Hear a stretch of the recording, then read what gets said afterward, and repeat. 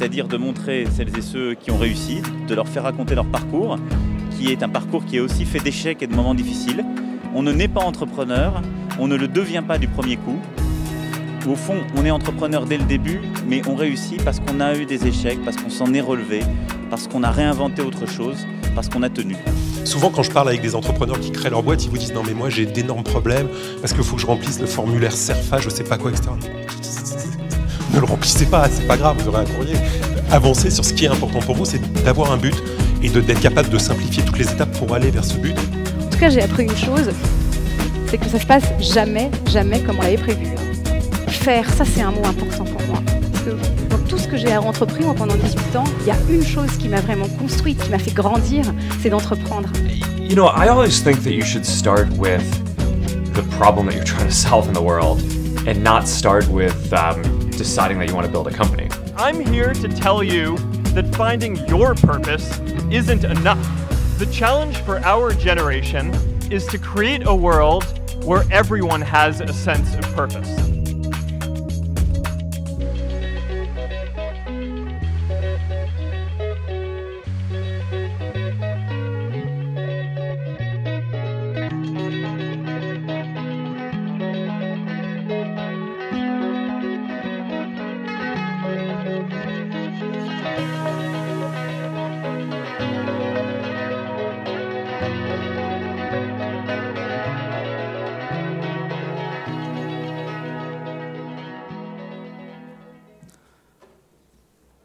Bonsoir à toutes, bonsoir à tous.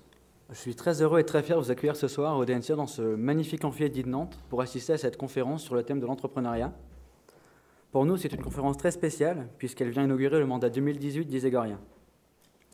Alors avant d'introduire nos invités et d'entrer dans le vif du sujet, j'aimerais simplement, et avec une pensée émue pour nos prédécesseurs du mandat 2017, vous présenter l'équipe chargée de l'organisation des conférences pour le mandat 2018. Si les caméras seront ce soir braquées sur les pétillantes Lia Liboutri et Leila Yassine, qui animeront le débat, cette conférence n'aurait pas eu lieu sans le travail de l'ambitieux Justin Desrobert, de l'astucieux Pierre Leflèvre, de la déterminée Joséphine Metz, de la perspicace Camille Fernic, de la tranquille Mélodie Muller, qui travaillent ensemble, main dans la main, sous l'œil avisé de notre vice-président, responsable du pôle conférence, le rigoureux et très habile David Decodin. Le tout sans oublier le pôle communication, avec le talentueux Julien Comiti et la géniale Azad Berger, sans qui aucun d'entre vous n'aurait eu vent de cette conférence. On peut les applaudir.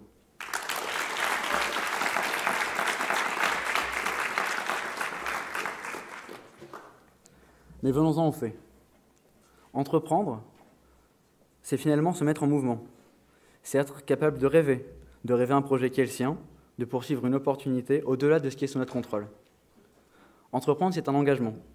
L'engagement de passer de l'idée au projet concret. Et pour ce faire, l'entrepreneur se connaît. Il a appris à prendre du recul sur lui-même, sur sa manière de fonctionner, sur ses limites, sur ses forces. Mais au-delà de cette notion d'engagement, on retrouve une certaine notion de dévotion.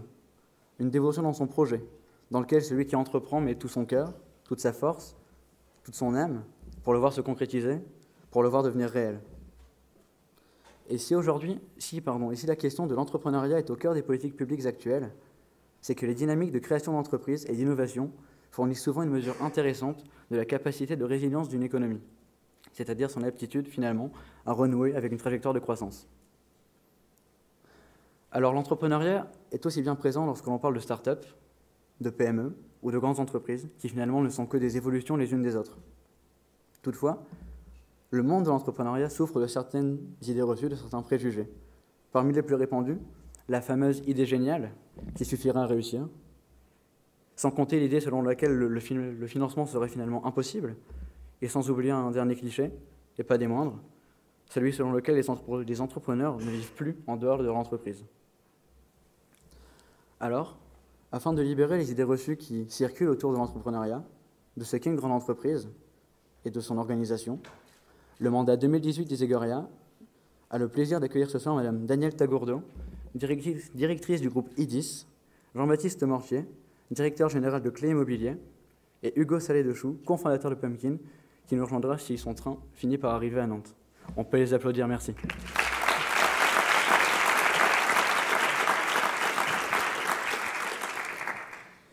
bonsoir. Merci Alban pour cette belle introduction.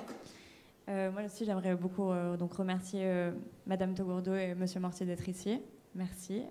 Donc vous inaugurez cette première conférence du mandat 2018 Isegoria. C'est important pour nous. J'espère qu'on vous fera honneur.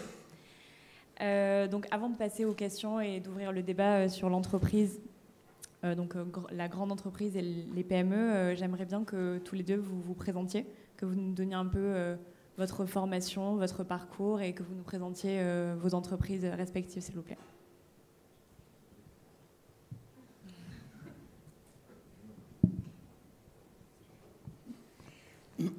Bonjour, vous m'entendez? Oui. Oui. Alors je me présente, donc Danielle Taugourdeau. Mon parcours donc est simple, j'ai fait toutes mes études à Paris, je suis née à Paris, j'ai fait une école de droit, j'ai eu une licence à l'époque de droit et j'ai eu l'opportunité de pouvoir rentrer dans une très très grosse agence de communication à Paris qui s'appelait Young Rubicam et qui était la 2e mondiale à l'époque. On m'a donc coopté parce que en fait j'étais rédactrice de par peut-être ma licence de droit. Il s'est avéré que c'est quelque chose qui me plaisait beaucoup et au fur et à mesure, pendant ces 10 années, on m'a confié de plus en plus de projets et notamment de suivi de clientèle avec beaucoup de déplacements à l'étranger. Ensuite, j'ai rencontré donc mon mari qui était sur Angers et j'ai donc quitté ma ville de Paris avec beaucoup de tristesse, mais aussi dans le but de créer autre chose. Et on a monté une entreprise horticole. Alors, ça peut paraître tout à fait bizarre, puisque ce n'était pas du tout ni dans mon cursus, ni dans quoi que ce soit, mais je me suis aperçu que j'avais développé quand même de bonnes qualités commerciales. Et en fait, de cette création d'entreprise pour laquelle j'ai co-dirigé l'entreprise pendant une vingtaine d'années, on est parti de pas grand-chose et on est devenu la plus grosse entreprise horticole de France. Alors je dis de France parce que les produits que l'on faisait étaient des produits vivants et ne pouvaient pas, au-delà de 48 heures de transport, être raisonnablement commercialisés en bon état. À la suite de la séparation et de mon divorce avec donc mon ex-mari, je me suis posé plein de questions, à savoir qu'est-ce que je devais faire. Est-ce que j'avais pas envie, effectivement, de retourner travailler comme salarié? Et je me suis posé beaucoup de questions à l'époque. Et je me suis dit, bon, ça va être dur. Recommencer à un moment donné, à zéro, ça va être extrêmement difficile. Quel que soit le travail que je vais prendre ou la société que je vais créer ou que je vais monter, ça sera dur. Donc il fallait quelque chose pour lequel je sois extrêmement motivé. Et je pense que la motivation, quel que soit l'âge, est terriblement importante pour pouvoir réussir à monter quelque chose de durable. Donc j'ai créé de nouveau une agence de communication. Pendant 2 ans, j'ai ramé, hein, j'ai battu le pavé en tout bien, tout honneur, mais j'ai beaucoup ramé. Et de là, petit peu à petit peu, j'ai commencé à employer, on a commencé, on était 2 personnes, j'ai employé une 3e, au 4e, j'ai eu l'opportunité de racheter 2 autres sociétés d'agences de communication qui étaient pas très loin, et donc on a fait un groupement, et maintenant on est une 12aine de personnes. Voilà. Je reviendrai avec vous peut-être, je vais passer maintenant Bonjour, Jean-Baptiste Mortier. Alors moi j'ai démarré ma vie dans une école de commerce post-bac assez moyenne à Paris, faite en 5 ans au lieu de 4 parce que j'ai passé plus de temps dans cette période-là à aller jouer au rugby qu'aller à l'école, mais en ayant toujours dans la tête et en commençant déjà à créer des choses. J'ai monté le journal de l'école, j'ai créé un club de rugby à Paris, j'étais très rugby à l'époque, ça m'a un peu passé ensuite, mais j'étais très focalisé et donc j'ai commencé ma vie professionnelle, mon père me disant il faut faire du commercial. Donc je suis allé vendre du contrat d'affacturage dans la zone d'activité de Courtabœuf à côté de Paris et du contrat de crédit bail, donc taper aux portes des entreprises en leur disant est-ce que vous voulez pas refinancer une photocopieuse pour certains ou refinancer un camion pour d'autres en crédit bail. Assez dur, funigne, mais une bonne expérience. Je pense que quand on sait vendre ce genre de choses et quand on sait derrière se vendre, on peut vendre absolument tout et on peut tout réussir. l'argumentaire commercial et le sens de la relation et du commerce a été, moi, un moteur et m'a permis de faire beaucoup de choses. Après ça, dans les années 2000, j'ai monté une start-up dans les services à domicile. Donc, en fait, aux États-Unis, plein de sociétés se montaient dans les services à domicile. Et les potes, ça s'appelait mylatte.com, myhomekey.com. Et donc, on s'est dit que c'était une super bonne idée de lancer ça en France.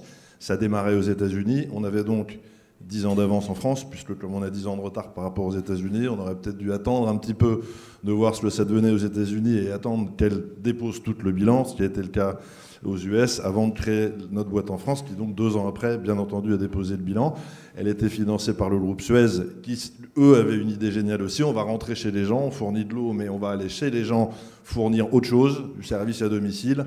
Et donc, ils ont investi à l'époque 28 millions de francs. Et 2 ans après, on a fermé. Ça a été une aventure absolument magnifique et géniale. Un peu cher pour eux, un peu cher pour moi. C'était l'année, en fait, où, en plus, ma femme a couché de jumeaux. Autant vous dire que ça a été une concomitance assez compliquée à gérer, mais absolument formidable, parce que quand on ressort d'une expérience comme celle-là, je pense qu'on est à peu près capable de tout faire. Et puis du coup, je suis re-rentré dans une grande entreprise pour me reposer un petit peu de ces 2 années assez intenses. Donc je suis rentré chez GE Capital, et par la petite porte pour monter le service de reporting du département Asset Management de GE Real Estate. Je ne connaissais pas l'immobilier, donc j'ai appris l'immobilier par cette petite porte, et 1 an et demi après, j'ai été nommé directeur de l'asset management de GE Real Estate, qui gérait 8 milliards d'actifs en France. Pas que je sois du tout plus compétent que les autres, sauf que GE s'était créé en France par le rassemblement d'investisseurs immobiliers, en fait d'asset managers immobiliers, dont l'UIC Sofal. Et il y avait des asset managers dans cette société qu'ils avaient racheté de 55, 58 ans, 60 ans. Et puis chez GE Real Estate, plutôt des 30-32 ans. Et donc la jointure, ils n'arrivaient pas à la faire. Et moi, je me suis un peu bien entendu avec tout le monde. Et donc j'ai réussi à rassembler tout ça. Ils m'ont proposé le poste. Par ce biais-là, j'ai rencontré les gens de Blackstone, puisque GE était investisseur dans les fonds de Blackstone. Et 2 ans après, Blackstone, 3 ans après, a voulu ouvrir son bureau à Paris. Et donc j'ai ouvert le bureau de Blackstone, partie private equity et real estate à Paris. Un peu par chance, un peu par opportunité, je le disais tout à l'heure. Voilà, mon père me disait, pars pas de chez GE, parce que tu vas faire ta carrière là-bas. C'était l'avis de nos parents. On faisait 40 ans dans une boîte, donc tu vas passer chez GE Automotive, GE Lighting, GE tout ça, mais tu vas faire du GE. Et l'opportunité du fonds d'investissement, qui à l'époque était des choses qui se faisaient, qui se défaisaient, qui n'étaient pas encore ce que c'est aujourd'hui, c'est-à-dire une industrie hyper structurée et très solide, lui faisait peur, mais j'y suis allé, j'ai saisi l'opportunité. Pas du tout en venant de la voie historique des investisseurs de fonds d'investissement, pas de M&A, pas venant d'un petit fonds, pas rien du tout, juste avec des idées.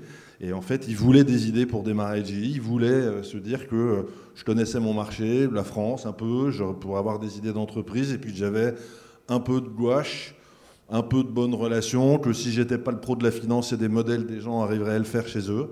Je suis rentré chez eux, j'ai fait 12 ans chez eux, les 3 premières années comme investisseur, je suis passé managing director au bout de 2 ans, et derrière, je leur ai à nouveau vendu la création d'une boîte qui était un groupe de cliniques chirurgicales. Marché très fragmenté, je vais vite parce qu'il y a plein d'autres choses à dire, mais marché très fragmenté, et j'ai lancé ça, et on a acheté 45 cliniques en France, une par une, en 3 ans. Et puis au bout de 3 ans, on avait un espèce de millefeuille de cliniques chirurgicales en France, un marché compliqué, très politisé. Et donc j'ai basculé, je suis parti de chez GE, tout en restant un peu chez eux, comme président de ce groupe. Il y avait 7000 salariés, on avait 800 millions d'euros de chiffre d'affaires, et j'ai basculé là-dedans, sans absolument savoir ce qu'il allait m'arriver. Et puis finalement, on prend les choses à bras-le-corps quand on est confronté au sujet. Et j'ai développé le groupe, vendu 10 ans après à CVC Capital, un autre fonds d'investissement, qui avait un petit groupe de 25 cliniques et qui en a fait le 2e groupe derrière la Générale de Santé en France, en nous rassemblant. Et puis derrière, je suis reparti une aventure avec un autre fonds américain qui s'appelle Oaktree Capital Management, qui est un gros fonds de Los Angeles qui gère 100 milliards d'actifs dans le monde. Et j'ai monté un groupe de résidences étudiantes. Voilà, nous ne sommes pas à Nantes, mais c'est un groupe qui est un peu différent, parce que le concept va plus vers le mode de vie des étudiants, plein d'espaces communs, et 3 résidences en France aujourd'hui, 3 qui sortent au mois de juin. J'ai bien entendu investi avec eux. D'abord, en mettant ses propres fonds, on convainc que l'idée est bonne. Vraiment, il faut savoir aussi se mettre un peu en danger. Je ne pense pas que ce soit un énorme risque en l'espèce. Et donc, je suis dans cette aventure aujourd'hui. L'énorme excitation, quel que soit le nombre de salariés, le chiffre d'affaires, c'est de démarrer des aventures, c'est d'emmener des gens dans ces aventures, c'est de les convaincre, c'est de les draguer derrière soi. C'est voilà, avoir une force de conviction, c'est, à mon avis, avec ça, on peut remuer des montagnes. Voilà. Donc on vient de l'entendre, vous avez des parcours très différents. Et est-ce que vous pensez que c'était la thèse de Schumpeter, donc je pense que c'est une référence qui parlera à pas mal de monde dans cette salle. Est-ce que vous pensez qu'il existe un facteur commun à tous les entrepreneurs? Et de manière plus générale, est-ce que vous pensez, quelles qualités pourriez-vous nous citer qui font un bon entrepreneur aujourd'hui?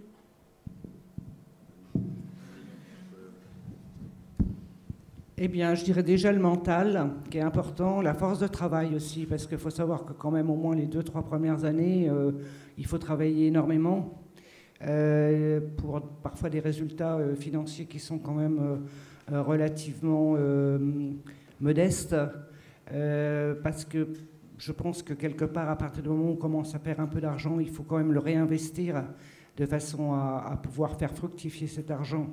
Donc on vit quand même, on est relativement seul, donc je pense que déjà il faut avoir beaucoup de mental. Maintenant, c'est une création, c'est son bébé. Donc je crois que quand on crée son bébé, on est très très motivé. Et je pense que la motivation, il faut tenir. Il faut tenir, il faut semer ses petits cailloux et tenir jusqu'à ce qu'on puisse commencer à récolter les petits cailloux qu'on a semés. Il faut savoir réaliser quand on s'est trompé aussi. C'est-à-dire qu'on peut passer des années à investir et réinvestir. Vous avez parfaitement réussi, mais à un moment, il faut savoir aussi débrancher la prise. En tout cas, pour démarrer, il faut avoir une force de conviction. Il ne faut pas ne croire que dans l'idée non plus. La très bonne idée est géniale, dans laquelle on s'enferme, qui vous met un petit peu des œillères, qui fait que vous écoutez plus forcément ce qu'on peut vous dire autour. Il ne faut pas non plus tout écouter, c'est un juste équilibre en fait entre l'échange et entre la conviction profonde qu'on a dans son idée. Il ne faut pas avoir raison trop tôt.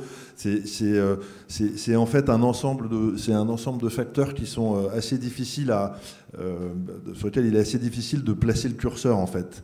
C'est quelque chose qu'on ressent, je pense, aussi quand on a raison, quand on en parle et qu'on pense qu'on a raison, on le ressent au fond de soi.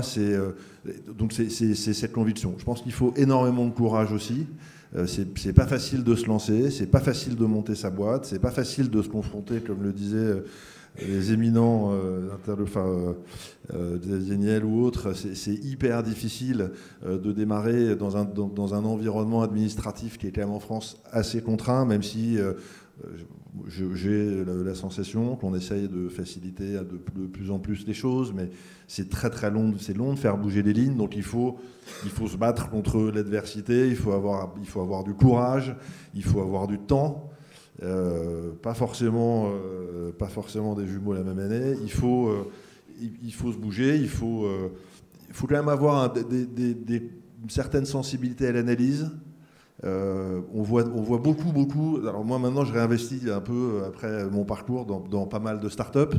Donc je vois un petit peu les écueils des uns et des autres qui viennent présenter leur deck avec des analystes qui dans certains cas sont vraiment très moyennes.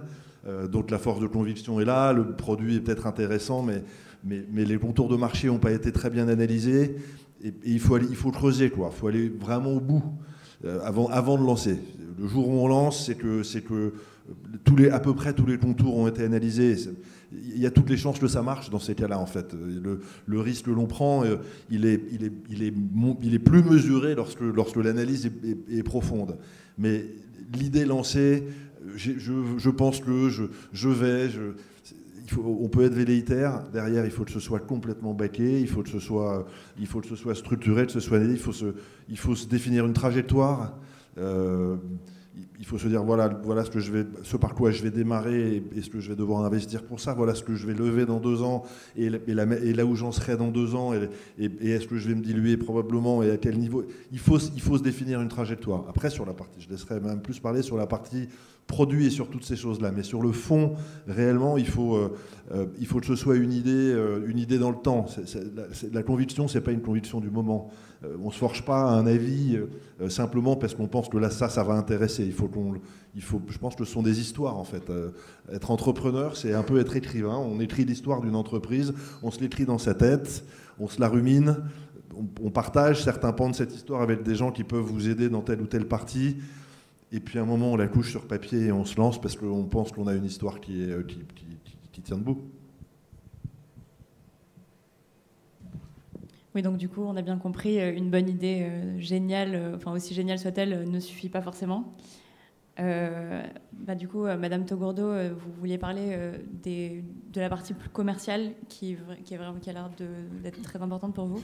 Je vais peut-être finir un petit peu aussi sur le point de la start-up, enfin la start-up, disons, plutôt de la start-up que vous aimeriez créer. Je vais prendre l'exemple un petit peu de mon fils, parce que c'est lui qui aurait dû être là ce soir à ma place, parce que moi je suis plutôt en fin de carrière, et lui, il est comme vous en début de carrière.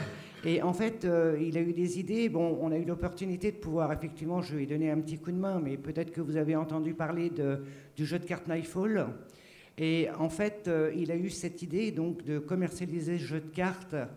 Et eh bien, c'est vrai que pendant 2 ans, il a beaucoup travaillé. Il a convaincu aussi les autres de le suivre. C'est pas encore complètement une réussite, mais disons qu'il a quand même démarré l'idée qu'il avait à la base, et cette idée, elle est en train de faire son chemin, elle est en train de se développer en France, et je pense que vous pouvez avoir aussi la même opportunité. À partir du moment où vous avez une bonne idée aussi, et qu'elle est bien encadrée chez vous, qu'elle est bien...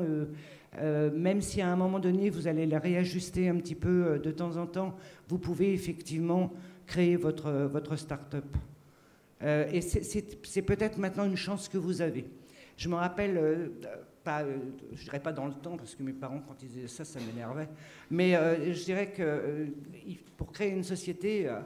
il fallait au moins un minimum de 50 000 € pour mettre dans le capital. Il fallait ceci, il fallait cela. Maintenant, vous avez quand même la possibilité de créer des petites structures avec peu d'argent, en confiant ça, en faisant appel à des juristes qui vont vous prendre aussi peu d'argent. Donc vous avez quand même des ouvertures à ce niveau-là qui sont bien plus importantes qu'il y avait il y a 40 ans. Ça, c'était pour faire un petit aparté. Maintenant, on voulait parler du système de commercialisation. Alors, comme on en a discuté, on l'a entrevu un petit peu tout à l'heure, avoir des idées, c'est une chose. Réussir à tabler sa cible, c'en est une autre.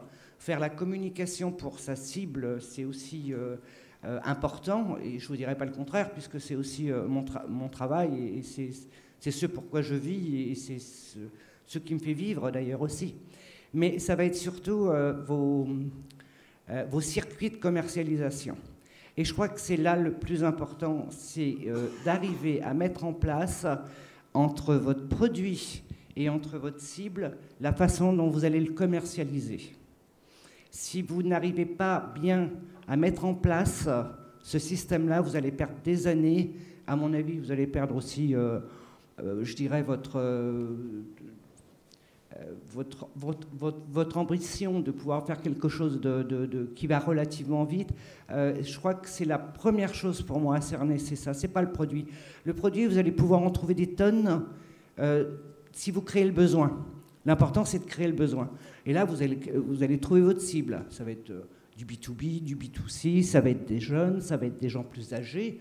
Il y a énormément de choses à faire sur les personnes âgées, puisque je dirais que quelque part, c'est presque la cible de demain, puisque les gens meurent de plus en plus vieux, et donc il y a quand même pas mal de choses à trouver aussi dans cette orientation. Mais ça va être la façon dont vous allez le commercialiser.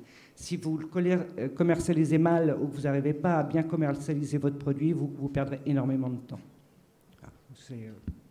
On verra si vous avez des questions après à me poser là-dessus, mais...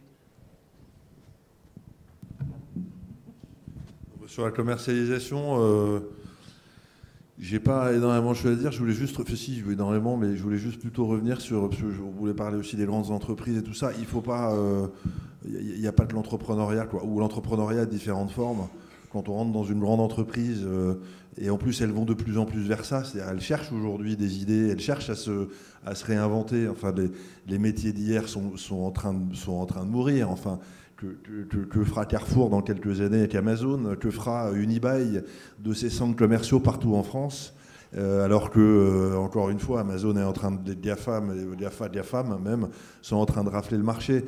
Donc, toutes ces grandes entreprises-là, elles cherchent des idées. On peut être entrepreneur dans une grande boîte.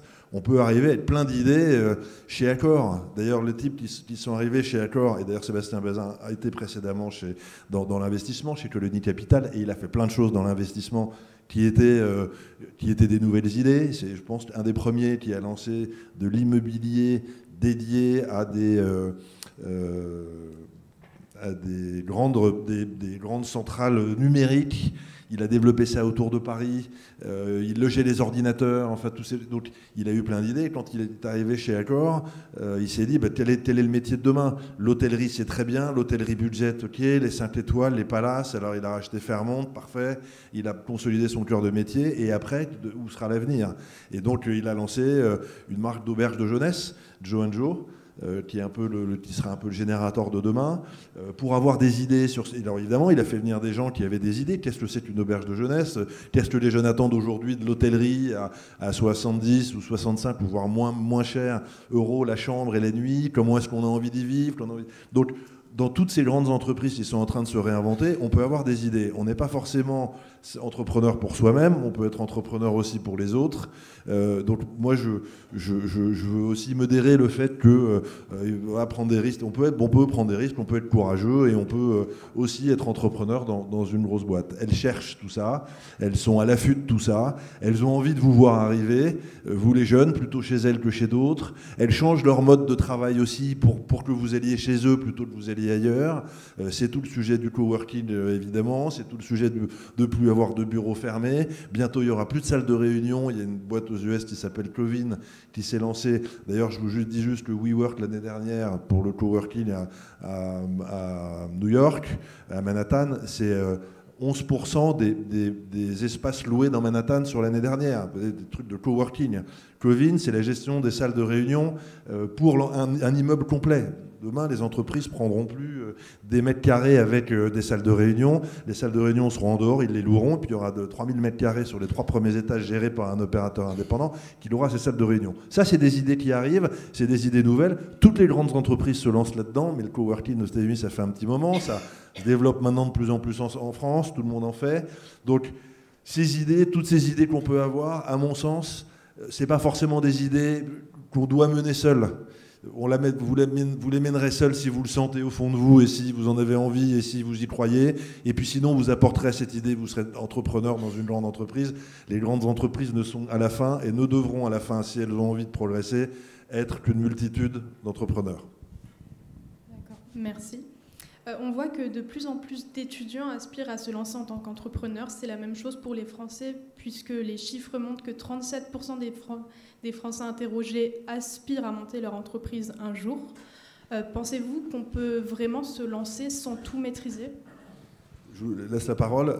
Juste 37% des Français aspirent à être entrepreneurs. Quand vous faites un sondage, vous avez 40% des Français qui regardent Arte, qui fait 5% de part de marché. Donc entre la volonté et la réalisation derrière, on a tous très envie d'être son propre patron, de ne pas avoir à pointer le matin, de ne pas avoir un gars au-dessus qui vous dit quand vous pouvez prendre votre pause et tout. C'est sûr. Après, je pense qu'entre la statistique et la réalité, il doit y avoir un écart.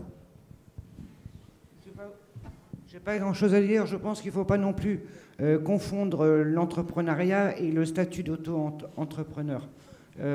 Qui pour moi est un statut qui peut être effectivement amené à un moment donné ou à un autre un statut d'entrepreneuriat, mais un statut d'auto-entrepreneur, il n'est pas quand même, pour moi, il n'est pas encore tout à fait chef d'entreprise.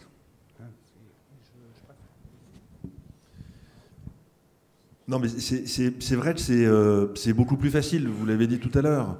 Aujourd'hui, vous pouvez vous faire financer, le crowdfunding, tous ces trucs-là, il y a plein de systèmes faciles, ou en tout cas beaucoup plus faciles qu'hier pour faire financer sa bonne idée. Les business angels se sont développés, le capital venture s'est développé, les fonds d'amorçage se sont développés aussi. Il y a plein de choses qui existent comme ça. Donc c'est vrai que c'est plus facile et ça donne envie. Bon. Après, on essaye aussi en France de trouver un créneau. Ce que je veux dire par là, c'est que ça fait 2-3 ans qu'on entend dire que la France est la championne des startups. Et donc tout le monde insiste là-dessus et on ouvre des pépinières d'entreprises et on fait ceci, on fait cela. Bon, il y a plein de boîtes qui marchent bien en France, il va falloir quand même qu'à la tête de l'État français, on ne se pose pas trop de questions quand Orange veut vendre Dailymotion, qu'on n'a finalement pas vendu parce que monsieur Montebourg a dit oh, c'est une pépite française et du coup la boîte aujourd'hui elle vaut peut-être 0 alors qu'elle valait 300 millions à l'époque. Donc ce que je veux dire, c'est que on est sûrement les champions de plein de choses, du luxe, on est très bon dans plein de choses. L'entrepreneuriat, on ne le décrète pas et on ne va pas tout d'un coup décréter de la France, c'est la pépinière des plus grandes startups du monde. On a énormément de talent en France, on a plein de gens qui ont plein d'idées, on a plein de gens qui réussissent. Après, voilà, je pense que dans le monde entier, il y a des gens qui ont aussi des très bonnes idées, qui réussissent aussi. C'est peut-être aussi un moyen de trouver un nouveau créneau parce que notre industrie se meurt un petit peu, même si Toyota augmente ses effectifs à Valenciennes, mais enfin on n'est pas dans un environnement industriel exponentiel, on va plutôt pas mal sous-traiter. Enfin, nous, dans nos résidences étudiantes, toutes les kitchenettes qui sont faites, les 500 de Toulouse, elles ont été faites à l'est de la France. Et en fait, le gars qui est en face de nous, qui est un industriel français, fabrique rien et est devenu un intermédiaire. Donc l'industrie se meurt un peu et on cherche des voies pour se redonner de l'entrain. En fait, pour se redonner du dynamisme et pour redonner corps aux idées et se dire qu'on peut réussir. C'est très bien. C'est absolument formidable. Après, je mesurerai aussi la dynamique entrepreneuriale de la France par rapport à d'autres pays. Elle est forte. Faut qu'elle continue, faut qu'elle s'accélère. C'est très bien ce que fait Monsieur Niel et ce que font tous ces gens qui dépensent beaucoup d'argent pour cette énergie-là. Aussi parce que ça les intéresse beaucoup d'avoir accès à des bonnes idées.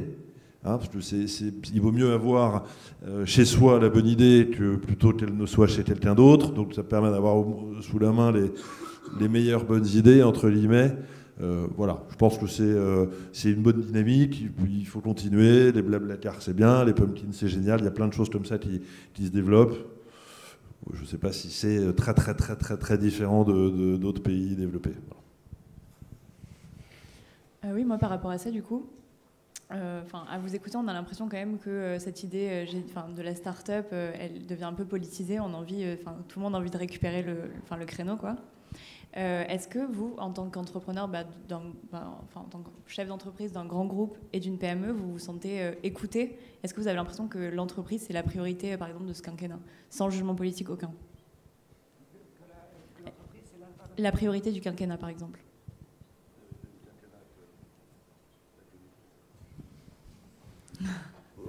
Oui, parce que je pense que chaque chef d'État, à partir du moment où il conduit un pays, il a la volonté de le conduire quand même vers le succès. Enfin, moi, ça me semble quand même évident. Ou alors, il faudrait vraiment qu'on soit tombé, je sais pas, sur un sale con, mais bon, je pense pas que ça soit tout à fait le cas. Non, maintenant, avoir la volonté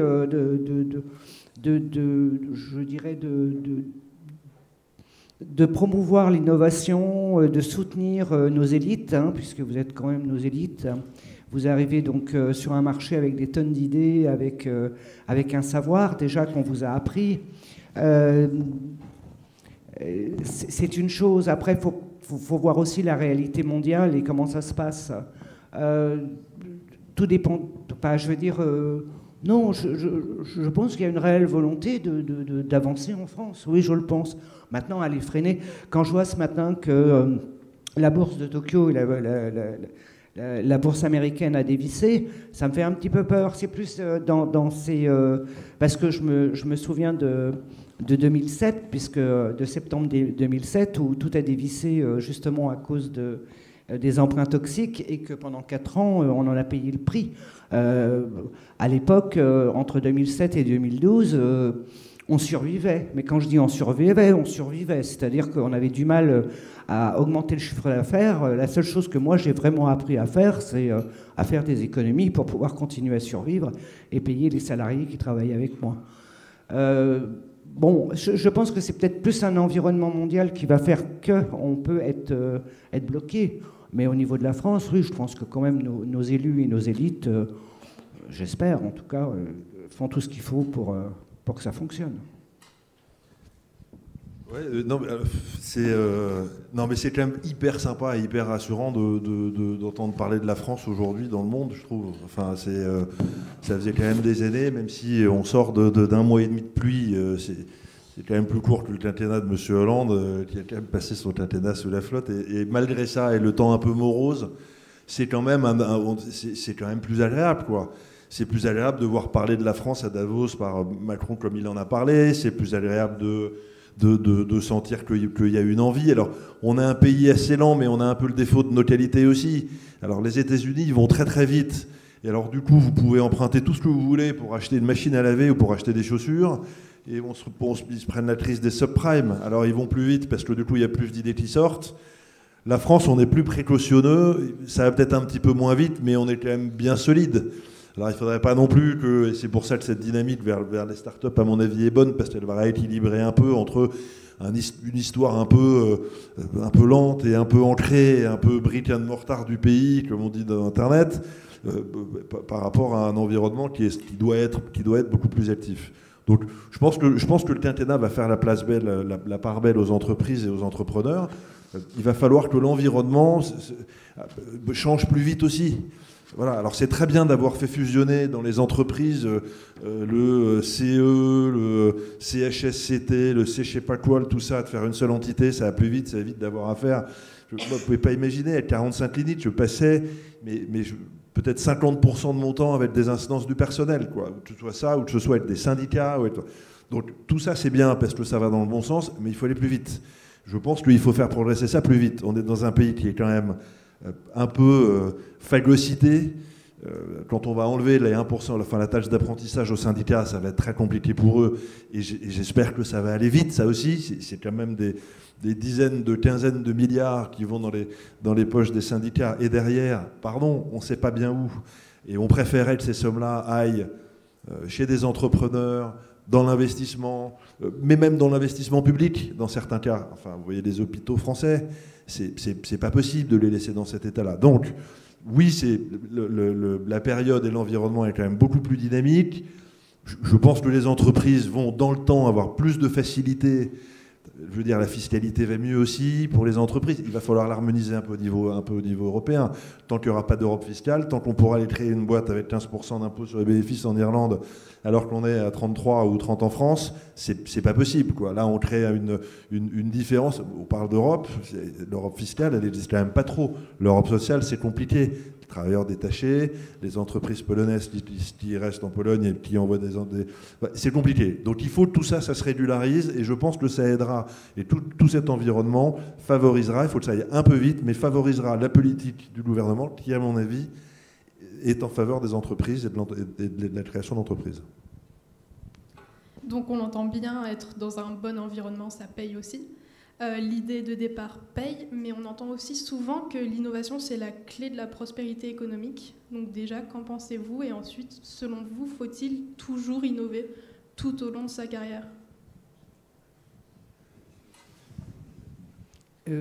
Oui, je vais faire bref, mais oui, je crois qu'il faut innover tout le temps de sa carrière, mais vous innovez tout le temps aussi. Je veux dire, vous vous remettez aussi toujours en question. Vous allez vous remettre en question sur un plan physique, vous allez vous couper les cheveux, vous allez changer votre maquillage, les messieurs vont changer de vêtements, vous allez vous changer de décoration. C'est une évolution soi-même. Enfin, par rapport à soi-même, ce que je veux dire, c'est pour faire une image et pour qu'on comprenne bien, c'est que le monde, il tourne et il est en constante évolution. À partir de ce moment-là, vous êtes en constante évolution, l'entreprise est aussi forcément en constante évolution. Je vois maintenant, par exemple, si on parle de la communication ou de la publicité, dans 10 ans, dans 15 ans, même pas, peut-être même bien avant, la publicité télévisuelle, c'est terminé. C'est terminé parce qu'elle va être remplacée largement par tout ce qui peut être réseaux sociaux, smartphones, tablettes. Si demain, on ne sort pas des nouveaux produits en 3D ou en 4D télévisuels, la télévision, c'est terminé. Vous voyez, donc je pense que de toute façon... Et puis vous êtes... Alors là, je pense qu'il y a eu une grosse révolution industrielle en début 1900. Et là, vous êtes en pleine révolution, je dirais, culturelle, intellectuelle et virtuelle. Vous êtes au début de cette grande époque. Nous, c'était l'ère industrielle. Vous, ça va être vraiment l'ère du virtuel. Et vous en êtes au tout début. Donc, vous avez des chemins qui sont... des chemins romains qui sont devant vous. Moi, l'innovation à tout prix, pas forcément, oui, mais il faut... Alors, innover et créer, c'est peut-être deux choses un peu différentes aussi, mais je suis parfaitement d'accord avec ce que vous venez de dire. Toute la journée, on innove. Toute la journée, on peut avoir une idée dans son quotidien, dans sa vie, dans sa boîte, dans son école de commerce. Enfin, c'est des choses... Après, l'innovation ou l'innovation thérapeutique, elle est fondamentale. Elle permet d'avancer, elle permet de progresser. Beaucoup de gens s'intéressent. L'innovation, toutes les innovations industrielles, l'innovation digitale, les transformations digitales. Enfin, c'est de l'innovation. C'est un truc de dingue ce qui se passe dans les entreprises aujourd'hui. Il y a quand même des sociétés spécialisées dans la transformation digitale. Il y en a une, je ne sais pas si vous avez entendu parler, c'est créé, qui s'appelle OnePoint. C'est un type, David Layani, qui a créé ça. Et c'est la révolution. Enfin, il vient dans les entreprises pour expliquer comment fonctionnent les imprimantes 3D, qu'est-ce qu'on peut faire avec une imprimante 3D, comment on peut adapter en fait ces innovations au fonctionnement de l'entreprise. Il a fait un truc pour... CTLM, pour ne pas les nommer, et qui étaient en fait les 100 agences du CTLM qui étaient dans un contest sur les KPIs du crédit à la consommation. Voilà, donc il fallait que chaque directeur d'agence ait bien compris les KPIs de CTLM sur le crédit à la consommation. Et donc il a fait venir en fait ces 100 gars. Ils ont créé un jeu de loi, ces 100 directeurs d'agence, ensemble, auxquels ils allaient jouer ensuite à l'occasion d'un séminaire. Ils l'ont créé chez OnePoint avec des imprimantes 3D, où ils ont créé des petits jetons, où ils se demandaient le petit homme vert, le petit truc et tout. C'est formidable. Ça, c'est une innovation absolument folle, et c'est une autre manière de faire avancer les entreprises et de faire même participer les entreprises à leur propre innovation. En fait, c'est des sociétés qui vous poussent à réfléchir à la manière dont vous pouvez innover dans votre propre boîte, dans votre organisation, dans votre mode de fonctionnement, tout ça. Donc, oui, en fait, c'est notre quotidien, c'est le quotidien de tout le monde. Ça l'était encore plus dans les technologies sur les dernières années. Ça va l'être de manière exponentielle. On en arrive au début. Après, il faut faire attention aux innovations qui ne créent pas de valeur, quoi, qui sont des innovations totalement fictives. Je vous parle évidemment pas, mais un peu quand même du Bitcoin. C'est super parce que ça permet à des pays qui ont des monnaies très faibles de pouvoir, ou à des gens habitant dans ces pays, de pouvoir sécuriser leurs économies dans une valeur. Mais enfin, c'est une valeur qui ne veut plus rien dire entre le moment où elle a été créée aujourd'hui, où est-ce qu'elle va aller. Elle monte à 16 000, elle redescend à 10 000, elle remonte à 12. Enfin, c'est un truc qui est complètement dingue. C'est de la donc, les idées de spéculation ou l'innovation dans certains domaines. Voilà, monnaie électronique, crypto-monnaie, sûrement très intéressante pour éviter... c'est un nouveau moyen de lever de l'argent aussi, c'est un nouveau moyen de se développer, donc sûrement très intéressant pour les entreprises. Attention à quelques travers dans certaines innovations. Vous nous avez beaucoup parlé de digital, donc est-ce qu'il serait possible de savoir comment justement toutes ces transformations numériques qu'on connaît aujourd'hui, qu'on a connues, influencent vos métiers respectifs, vos manières de faire ? Vous êtes dans la communication, il va falloir nous parler un petit peu de digital. C'est un souci du quotidien, c'est la data. Évidemment, dans les résidences étudiantes, en voyant tous ces talents dans la salle qui sont hébergés dans une résidence étudiante et qui sont les talents de demain, vous représentez tout ce que Orange Bank a envie d'avoir. Donc bien entendu, nous, dans nos réflexions, avoir aujourd'hui 2000 et quelques étudiants, et puis peut-être un peu plus dans quelques années, c'est potentiellement offrir des services, et c'est potentiellement offrir ces services qui vous seront offerts, qui puissent être rémunérés par celui qui va les fournir. que ce soit Orange Bank, que ce soit des partenariats qu'on va faire avec Academia, que ce soit tout ça. Et tout ça, bien entendu, c'est de la digitalisation, c'est des cours en ligne qu'on va offrir, c'est toutes ces choses-là. Donc en fait, dans tous les métiers, on est obligé d'y penser, on est obligé d'y passer. On ne peut plus rentrer aujourd'hui, alors peut-être pas à Nantes, parce que j'en ai visité un certain nombre, mais dans des résidences étudiantes sans qu'elles soient complètement connectées. Alors connectées, c'est pas juste avoir la fibre, parce que ça c'est un peu la tarte à la crème. En fait, nous on a fait un petit film, on était passé sur un journal d'une télé nationale, et le titre, c'était le campus du futur, la résidence connectée. Bon, alors on a la fibre, donc tout le monde a le Wi-Fi. Donc c'est un peu la tarte à la crème aussi de mettre ça en avant parce que ça fait bien. C'est comme le éco-responsable où dans notre groupe de clinique, on a fait un contest entre les directeurs de clinique qui devaient mettre un petit bouchon sur leur robinet, puis à la fin du mois, celui qui avait consommé le moins d'eau ou économisé le plus d'eau avait gagné. Bon, donc on est obligé de faire tout ça. Quand je dis on est obligé, je ne dis pas que c'est pas bien de le faire et que je ne dis pas qu'il ne faut pas le faire. Je dis juste qu'il y a quand même beaucoup aussi de tarte à la crème autour de tout ça, mais de toute façon, le digital, c'est l'avenir, à mon sens, d'à peu près tous les métiers, même si les livraisons de corbeilles de fruits, tout ça reste la vraie sensibilité à tout ça, à l'humain, à la terre, sont des choses qui sont fondamentales. Voilà, dans le business, je pense que c'est inéluctable.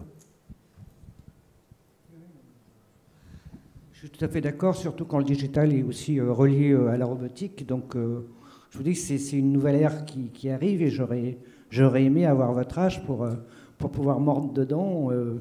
J'ai pas connu la révolution industrielle, j'ai été pas né et je suis entre deux siècles. Donc, je pense que là, alors, vous avez quand même beaucoup d'ouverture. Mais c'est vachement dur pour nous, en fait. Enfin, quand je dis c'est vachement dur pour nous, moi j'ai 47 ans, mais je suis pas réseaux sociaux à mort. Un peu LinkedIn parce que voilà, c'est les réseaux sociaux du boulot, mais je suis pas et donc je suis complètement stream là-dessus. Instagram, ces trucs-là, je suis obligé de me demander comment ça marche. Je peux pas être dans une boîte où en plus la moyenne d'âge est de 32 ans et ne pas être capable de répondre et ne pas être capable d'en parler, et ne pas être capable de ceci. Donc on est obligé de s'y mettre. Un peu contraint et forcé dans certains cas parce qu'on n'en a pas toujours envie. Voilà, avoir son téléphone greffé à la main toute la journée. C'est un peu fatigant de le voir et de le faire, donc, mais on est obligé. Voilà, c'est tout, c'est le monde d'aujourd'hui. Donc voilà, la digitalisation et tout ce monde-là, c'est le monde dans lequel on vit. Voilà. C'est vrai, mais quand on oublie son téléphone au bureau, en général, on va le rechercher parce qu'on peut quand même pas vivre sans lui. Donc, mais surtout pour se réveiller le matin, parce qu'on n'a plus de vieux réveil maintenant, et quand on n'a pas son téléphone, on ne peut pas se réveiller le matin. Donc même dans la vie de tous les jours, on a besoin de cet objet-là.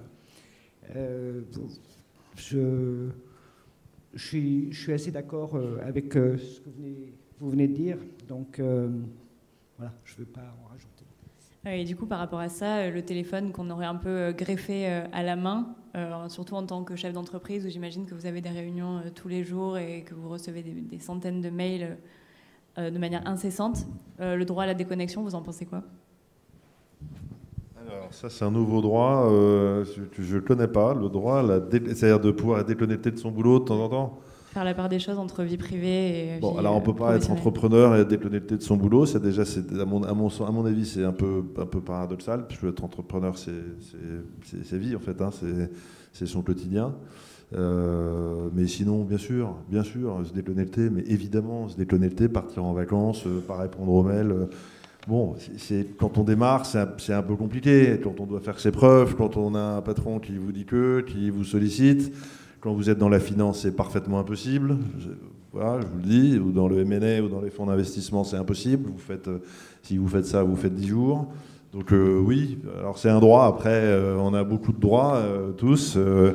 Et il faut savoir où on a envie d'arriver et quel droit on est prêt à ne pas prendre pour avancer. Mais sinon, bien sûr, il faut profiter de sa vie.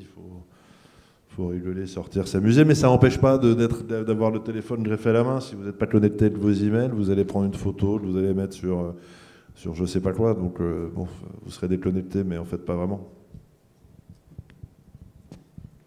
Disons que les premiers téléphones, ils sont apparus il y a à peu près une trentaine d'années, je m'en souviens bien, et les téléphones à l'époque, ils servaient uniquement à téléphoner.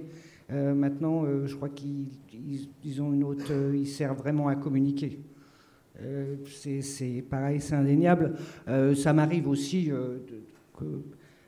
comme dirait M. Mortier, quand je suis en vacances, aussi de faire un break. Je sais qu'on ne ferme jamais, mais il y a toujours des gens qui sont parfaitement responsables et on arrive à pas prendre nos vacances ensemble, de façon à ce qu'il y ait toujours quelqu'un qui puisse répondre à la demande d'un client. Mais bon, moi, ça m'arrive effectivement. Mais bon, ça va m'arriver pendant 2-3 jours, mais je vais avoir du mal quand même. Je vais revenir aussi... ça doit être... voilà, c'est assez difficile, c'est très addictif, mais bon, c'est addictif, c'est comme ça. Et c'est encore une fois, je dirais, c'est là où ça doit aller, quoi. C'est l'avenir. On va maintenant parler d'emploi.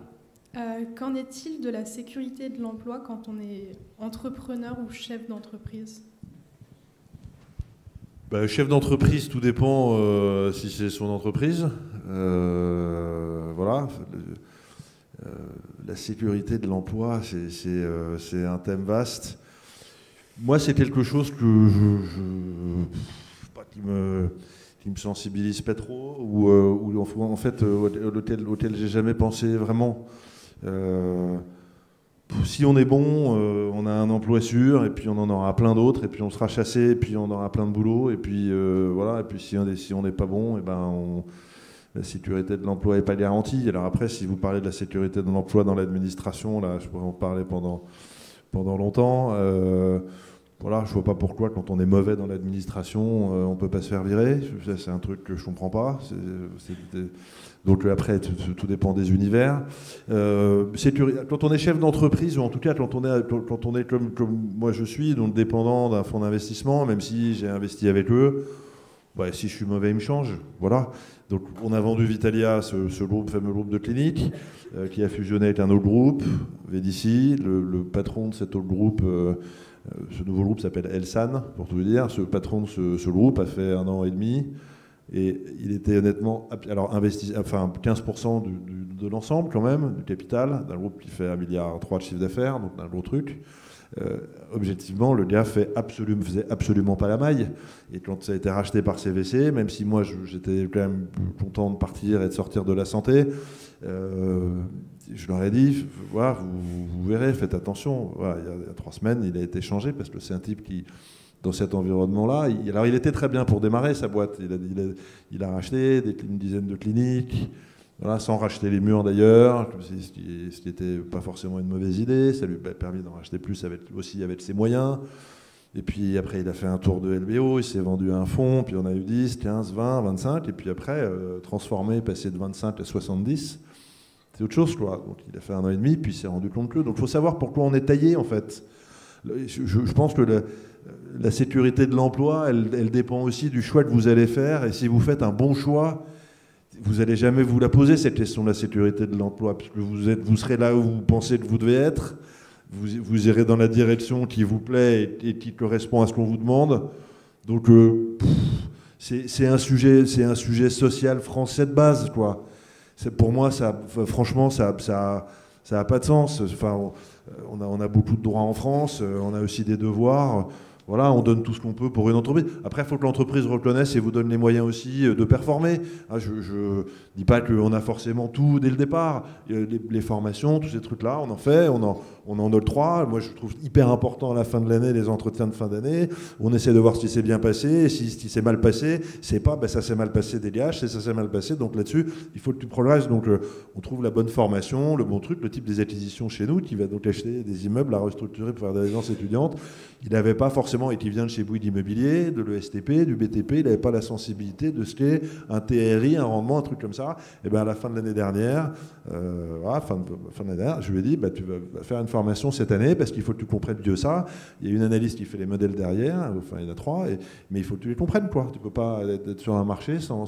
Donc je pense qu'il faut donner les moyens, il faut comprendre où sont les capacités des uns et des autres à progresser. Et après, si tout ça se met dans une harmonie et que c'est un ensemble assez cohérent, personne ne se posera jamais la question de la sécurité de l'emploi. Pour finir, simplement dire que de toute façon, la sécurité, elle n'existe pas dans le travail, qu'on soit chef d'entreprise ou qu'on soit salarié. Si votre entreprise, demain, elle dévisse, vous dévissez avec elle. Vous n'avez plus d'emploi non plus. Vous allez avoir effectivement peut-être un petit peu d'indemnité pendant 4, 5, 6 mois. Mais enfin bon, pour le chef d'entreprise, en général, s'il lui dévisse, il n'a rien. Alors, sauf, il y a quand même un système d'assurance que l'on peut avoir, sur lequel que l'on finance, hein, bien sûr, et qui peuvent effectivement vous aider à rebondir si jamais il se passe quoi que ce soit.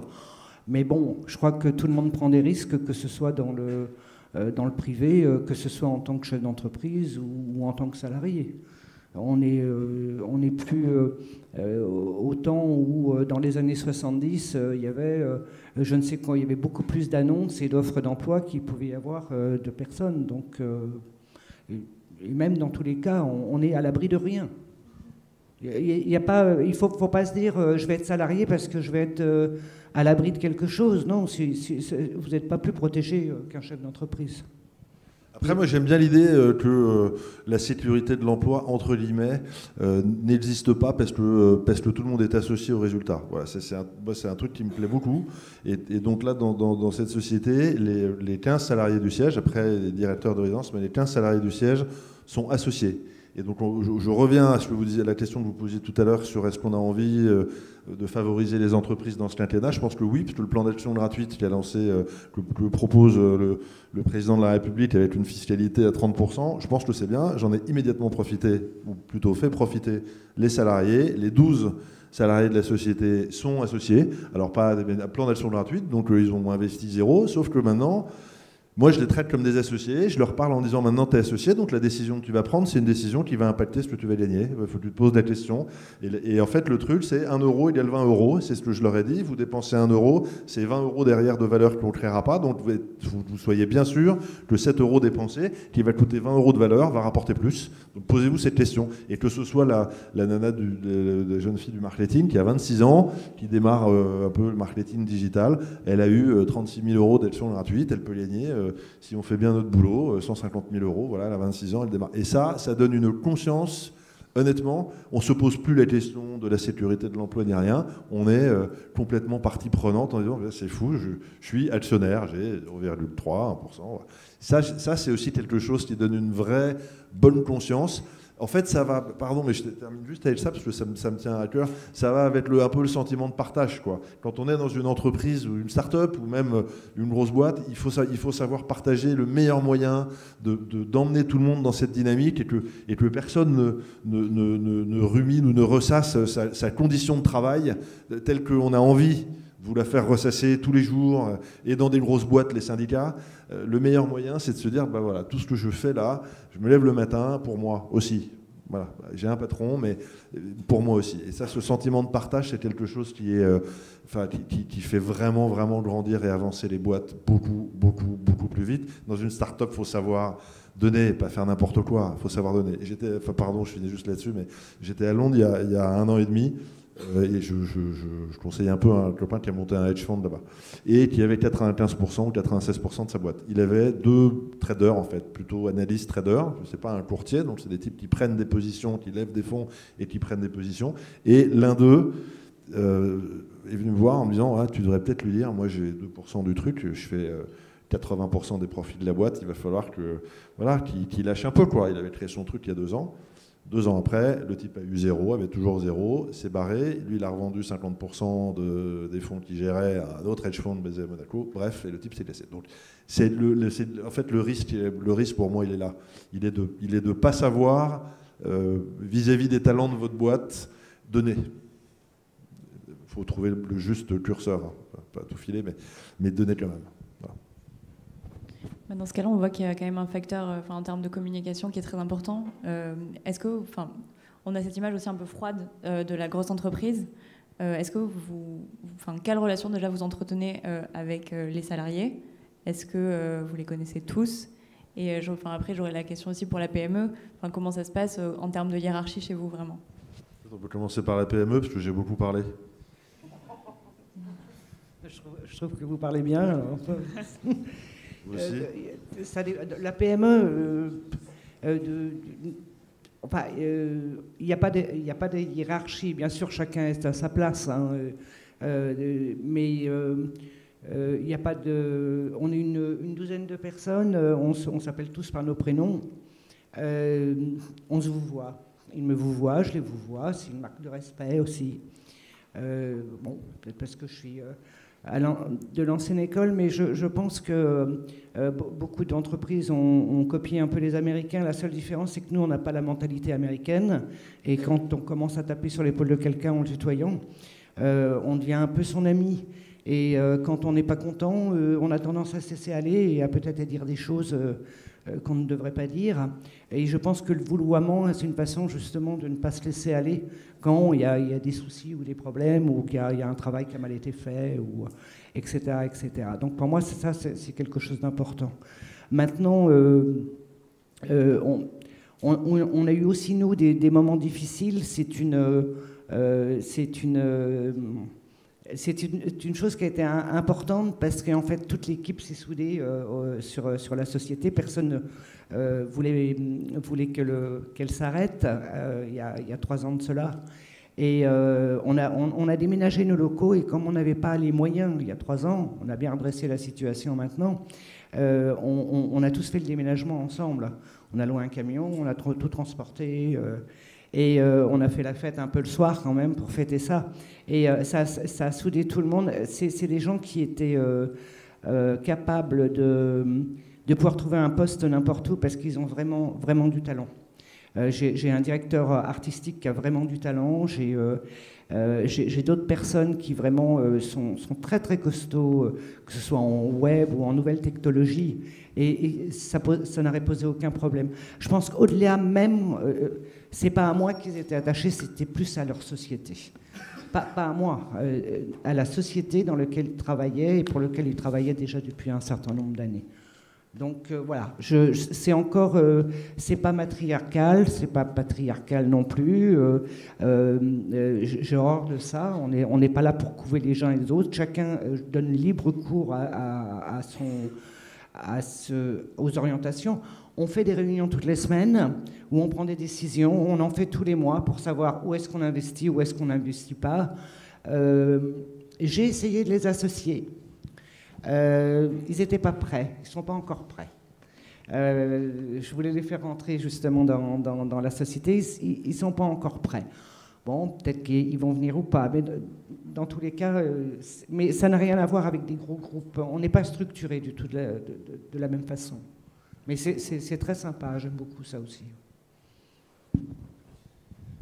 En fait, alors moi, mon sentiment sur ce groupe de cliniques, donc 7000 salariés un peu répartis partout en France, dans 45 cliniques, de Auch à Strasbourg, voilà, Vannes, Monaco, tout ça. En fait, il faut être avec eux, il faut aller voir les gens. Et faut être, voilà. Si vous montrez pas dans un grand groupe que vous comprenez le travail de chacun, vous pouvez pas appeler tout le monde par son prénom, vous pouvez pas être proche de tout le monde, mais il faut aller les voir, il faut faire la démarche. Si vous restez dans une espèce de château de verre à Paris, absolument voilà, dans un grand siège, et que vous n'allez jamais voir la directrice des soins infirmiers de la clinique d'Auch, du docteur Carlier à Auch, voilà, vous ne faites pas votre boulot, parce que c'est ça qui en fait, c'est le sentiment d'appartenance qu'il faut développer. Et a fortiori, quand vous avez des business units qui sont répartis en France ou à l'étranger, ce sentiment d'appartenance, il dépend de la relation que vous allez développer avec le siège et du fait que le patron vienne vous voir. Que vous ne voyez pas simplement le directeur des opérations, le directeur financier qui vient vous gonfler. Vous venez voir le type qui donne du sens à l'entreprise, qui donne du sens à sa stratégie, qui va venir vous en parler, venir vous expliquer où on est, vers quoi on va, venir vous expliquer comment est-ce qu'on va braver les difficultés des baisses de tarifs chaque année imposées par Madame Touraine. C'est plus elle maintenant, on a bien souffert, mais peu importe. Mais donc c'est aller expliquer tout ça. Encore une fois, je pense que c'est un esprit. On peut être patron d'un grand groupe, mais avoir un esprit entrepreneurial et rester proche des gens et proche du terrain. Il faut savoir avoir une vision macro parce que vos actionnaires vous demandent cette vision macro. Puis il faut savoir avoir une vision micro et être capable de raconter à la directrice des soins infirmiers de cette petite clinique l'impact que ça va va avoir sur cette clinique, le fait qu'on réduise les budgets d'investissement ou le fait qu'au contraire, on décide d'augmenter les budgets d'investissement et de développer son établissement. Voilà. Donc je pense que il faut développer sa relation humaine. Moi, franchement, si j'ai un conseil à vous donner, il faut aimer les gens a priori. Après, il faut être précautionneux pour ne pas être trop déçu, parce que vous vous retrouvez souvent face à des gens qui sont très sympas a priori comme ça, et puis si vous aimez les gens a priori, ça va bien se passer, puis derrière, vous pouvez vous prendre un bon coup derrière la caboche, donc il faut faire attention à ça, mais ça mange pas de pain, en fait, d'être a priori bienveillant et d'aimer les gens a priori. Voilà. Je pense que socialement, c'est un truc qui est vraiment important, en ayant toujours une ligne exigeante, rigoureuse, en sachant décider. Voilà, c'est pas le monde de oui-oui, donc il faut savoir dire oui et il faut savoir dire non, mais on peut dire non avec le sourire et on peut, comme ça, développer un esprit d'entreprise. En fait, je pense que c'est la clé en fait de toute boîte. Ça va être la marque, ça va être l'image, l'esprit d'entreprise. J'ai un de mes copains qui était le patron de Dolto Technologies, une boîte, une SS2I à Paris, qui vient de revendre Accenture. Bon. Et en fait, il a fait son credo sur les 10 dernières années d'être toujours dans les 3 premières entreprises françaises où il fait le meilleur travailler. Et donc, en fait, depuis 10 ans, et notamment sur les 3-4 dernières années, vous avez regardé sur Internet, Dolto Technologies, il a été the best place to work pour les entreprises de moins de 500 salariés. Et le gars, il a une SS2I qu'il a montée de zéro, tout seul, qu'il a coté, qu'il a finalement revendu à Accenture. Et la raison pour laquelle il s'est développé dans cet environnement un peu... C'est hyper moche ce que je vais dire, mais dans les SS2I, c'est un peu des marchands de viande. On va chercher des gens, on les prend à droite, à gauche, ils partent des consultants, c'est un peu compliqué. Et bien en fait, les gens venaient chez lui parce que c'était the best place to work et qu'il en a fait un credo. Donc je pense que ça peut vraiment, vraiment participer au succès. Moi, j'ai retenu un terme là, que vous avez utilisé, donner du sens à l'entreprise. À Audencia, on met en avant la responsabilité sociale de l'entreprise. Est-ce que ça vous parle? Est-ce que vous y croyez? Ou est-ce qu'au contraire, vous pensez que c'est juste un concept marketing qu'on utilise parce qu'aujourd'hui, ça fait bien d'en parler? Et la RSE, est-ce que vous l'utilisez dans votre entreprise? Et si oui, comment?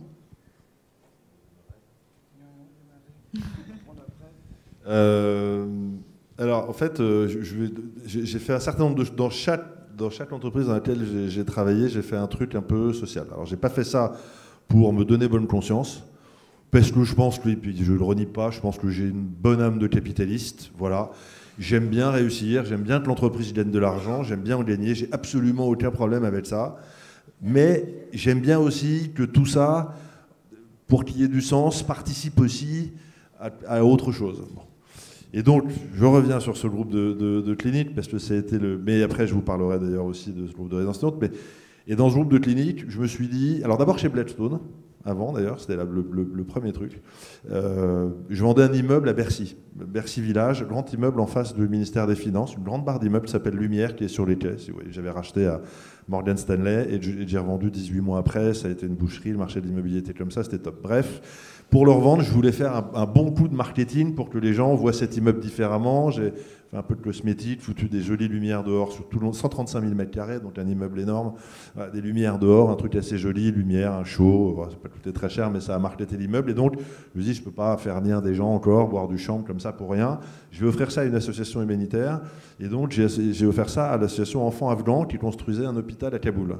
Donc c'était Bouygues, Suez, majoritairement. Bouygues construisait, Suez avait déminé le terrain 3 fois, avait été creusé 70 mètres pour trouver de l'eau, et c'était l'hôpital de l'enfant et de la mère à Kaboul. Et donc j'ai offert cette soirée à cet hôpital, et après je suis allé à Kaboul pendant 10 jours, et puis j'ai finalement bossé pour cette association pendant 1 an, un soir par semaine, pour leur faire leur gestion de stock de pharmacie, le truc qui venait d'ouvrir à Kaboul, et la pharmacie était fournie par l'association Ladakan, qui était au Pakistan, et personne ne savait organiser et gérer des stocks de médicaments dont ils avaient besoin. Bon, c'est peut-être les prémices de ce que j'ai fait après, mais j'ai trouvé sympa et intéressant, évidemment, sur certains aspects, mais bien aussi de se dire, voilà, cette soirée, on a levé 300 000 € pour cette association, c'était pas mal pour une soirée caritative. Et ça m'a fait du bien aussi de le faire. J'ai trouvé ça agréable. Enfin, voilà, c'était une satisfaction aussi personnelle. Hein.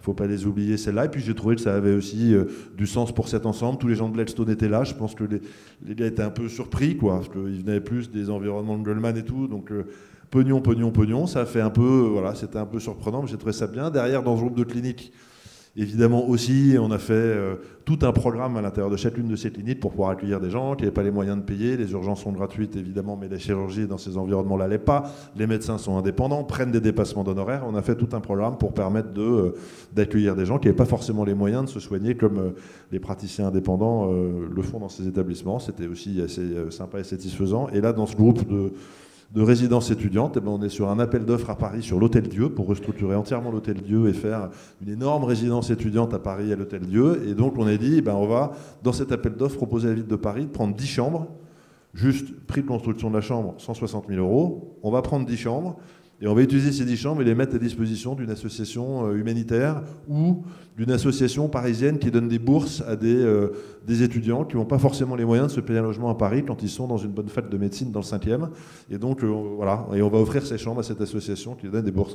Et je trouve bien, enfin, voilà, c'est normal en fait, au-delà de dire que c'est bien, parce que tout le monde devrait le faire, voilà, d'avoir une petite frange comme ça de ces réflexions et qui aille vers...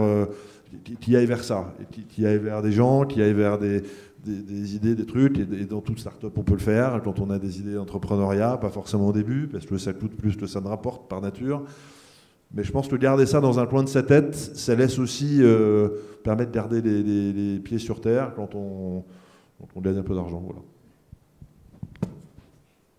Oui, on n'en fait pas souvent, ça nous arrive, on fait la communication gracieusement pour les chiens guides d'aveugles, ça nous est déjà arrivé aussi d'en faire pour d'autres associations. C'est vrai que si on peut le faire,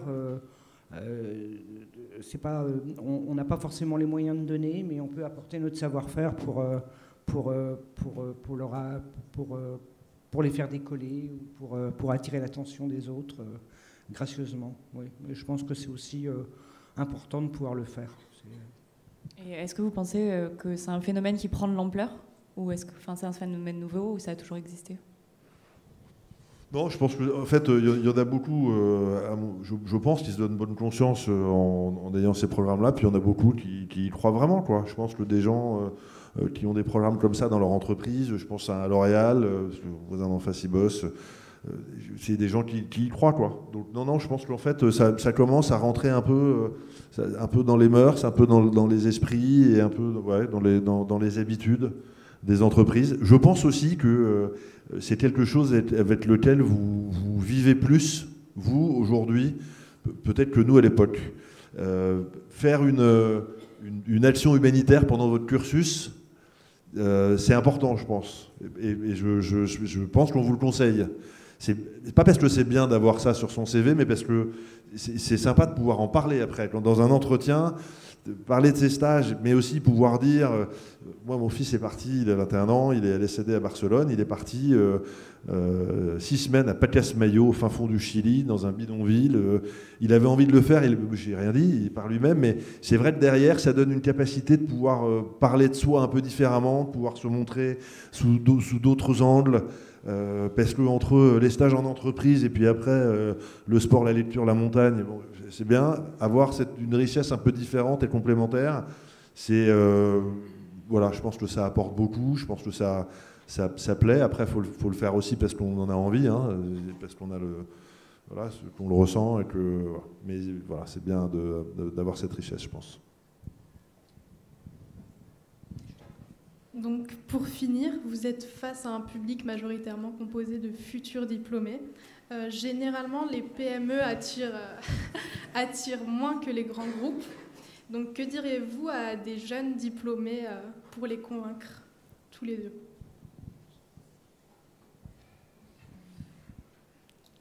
Je conçois. C'est vrai que vous avez quand même des entreprises prestigieuses.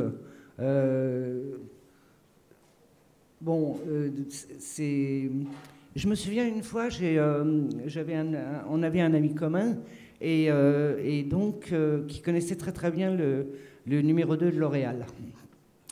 Et puis je lui avais dit, oh, écoute, il faut qu'il m'appelle, je peux faire la com, ils font la Roche-Posay, ils font ceci, ils font cela, il n'y a pas de raison, on se débrouille bien, on travaille quand même pour Vinci, on travaille pour des gros groupes, il n'y a pas de raison qu'on ne puisse pas faire L'Oréal.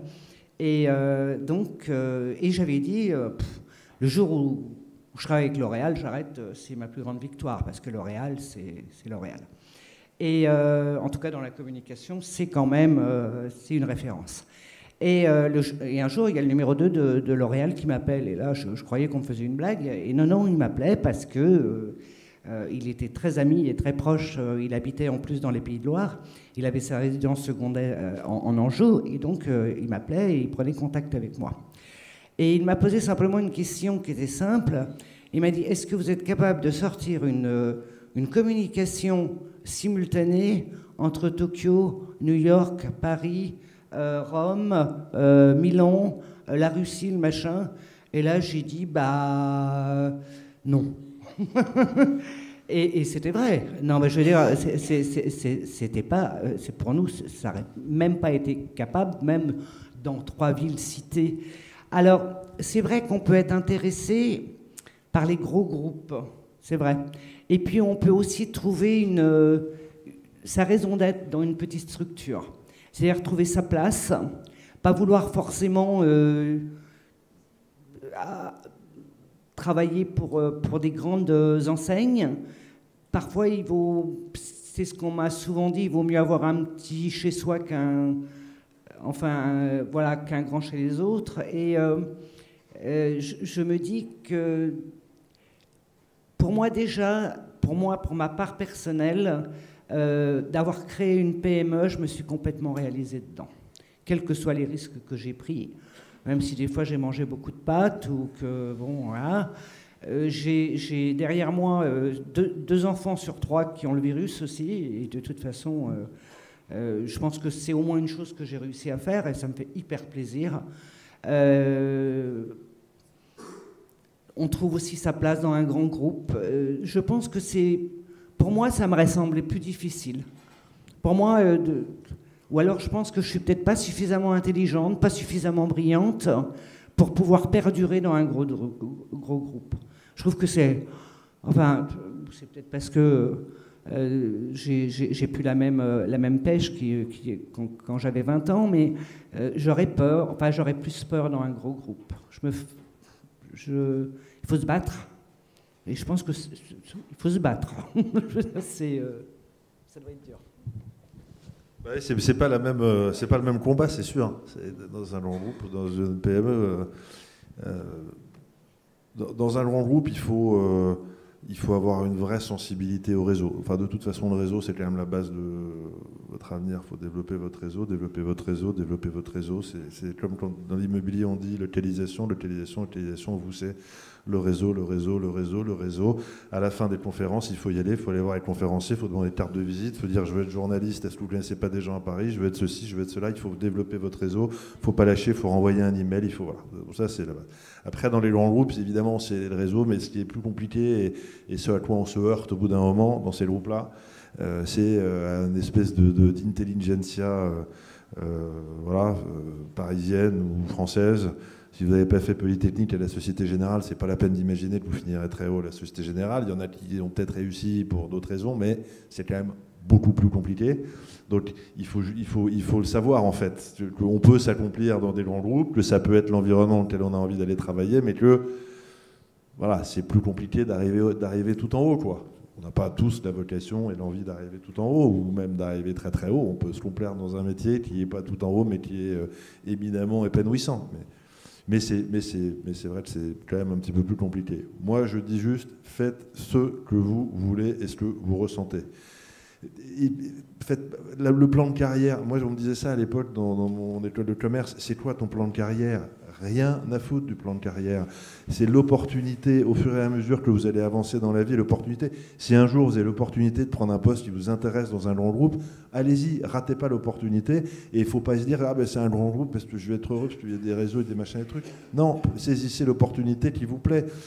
On peut passer de chez GE, qui est un grand groupe, un conglomérat, machin, à un Blackstone, qui est un fonds Voilà, des trucs qui se font et qui se défont. On peut faire tout ça. Saisissez les opportunités et ne vous projetez pas à 30 ans. Ça ne sert absolument à rien. Vous ne savez absolument pas où vous allez arriver dans 30 ans. Moi-même, je ne sais pas où j'en serai dans 10 ans. Et je ne me demande même pas où j'en serai dans 10 ans. On vit les aventures au fur et à mesure. On fait en sorte quand même qu'elles vous construisent, qu'elles nous construisent, toutes ces aventures, qu'elles nous enrichissent. Voilà. Et puis après, et c'est ce que vous disiez tout à l'heure quand on parlait avant la conférence, vous aviez complètement raison, il faut saisir les opportunités. Il faut rester super alerte, il faut rester à l'écoute, il faut se demander, il faut aller voir, il faut discuter, il faut tout ça.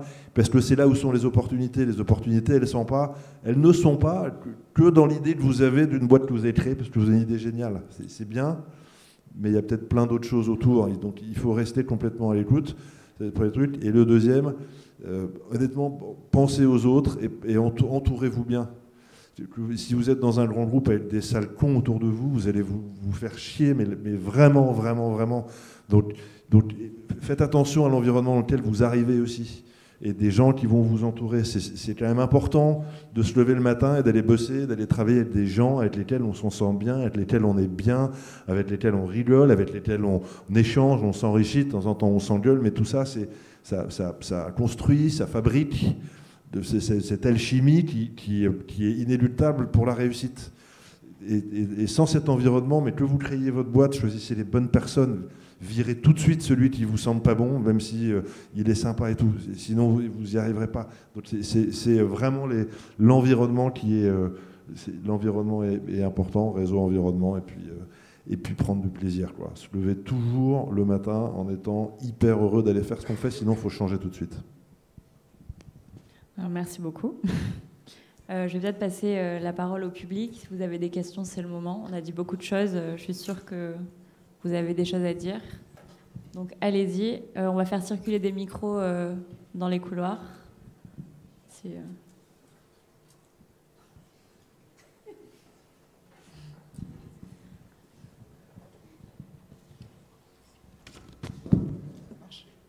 Oui. Bonsoir, Théodore Nicolas, étudiant à Audencia. Je me demandais, est-ce que vous qui êtes passé à peu près par tous les types de structures, entre PME, start-up, dans l'entreprise, est-ce qu'il y a un format qui a votre préférence, ou elles sont toutes à peu près identiques et cette question est complètement impertinente? Non, elle est hyper pertinente. En fait, quand j'ai fini ce groupe de cliniques et que j'ai travaillé un peu pour Autry, ce fonds, ils imaginaient que je serais incapable. En fait, ils imaginaient que j'étais un grand patron. Je n'ai jamais été. Je suis arrivé là totalement par hasard et j'en suis reparti aussi par hasard. Donc, ils étaient hyper surpris du fait que je sois hyper emballé à l'idée de démarrer une nouvelle aventure à 45 ans. Vitalia, je vous dis tout, on l'a vendu pour un peu plus d'1 milliard. Bon, ça va, quoi. Et ils se disaient, bon, alors du coup, mais qu'est-ce qui te motive? Quel est ton moteur? En fait, la taille de la structure, enfin en tout cas, pour ce qui me concerne, n'a aucune importance. La seule chose qui m'excite, c'est, et je vais vous dire, en plus de manière extrêmement transparente, qu'au bout d'un moment, ça me gonfle. Mais le seul truc qui m'excite, c'est de démarrer, c'est de lancer des boîtes, c'est de les mettre sur des rails, c'est d'avoir raison sur les marchés, d'avoir raison sur les risques qu'on fait prendre aux investisseurs, d'avoir raison sur les gens qu'on embauche, d'avoir raison sur la stratégie, d'avoir raison sur l'esprit, sur l'ambiance, sur le produit, sur l'univers. La résidence qu'on ouvre à Rennes, on fait des T9 parce qu'il y a des Asiatiques qui viennent toute l'année, c'est un campus télécom. Il faut faire 8 chambres avec une salle commune parce que ce sont des gens qui vivent tous ensemble.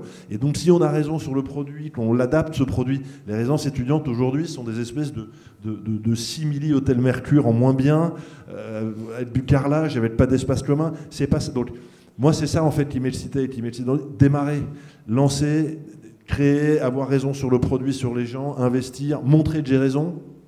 Septembre dernier, on a ouvert 565 lits à Toulouse, 300 à Caen et 400 à Angers, pas très loin d'ici, 100% de remplissage. Voilà, tout rempli. Alors le marché est sous tension, vous le savez, vous avez peut-être dû mettre un truc, mais aussi parce que l'esprit et l'environnement, et c'est ça moi qui m'excite. Donc la taille de l'entreprise, en fait, elle m'indiffère complètement.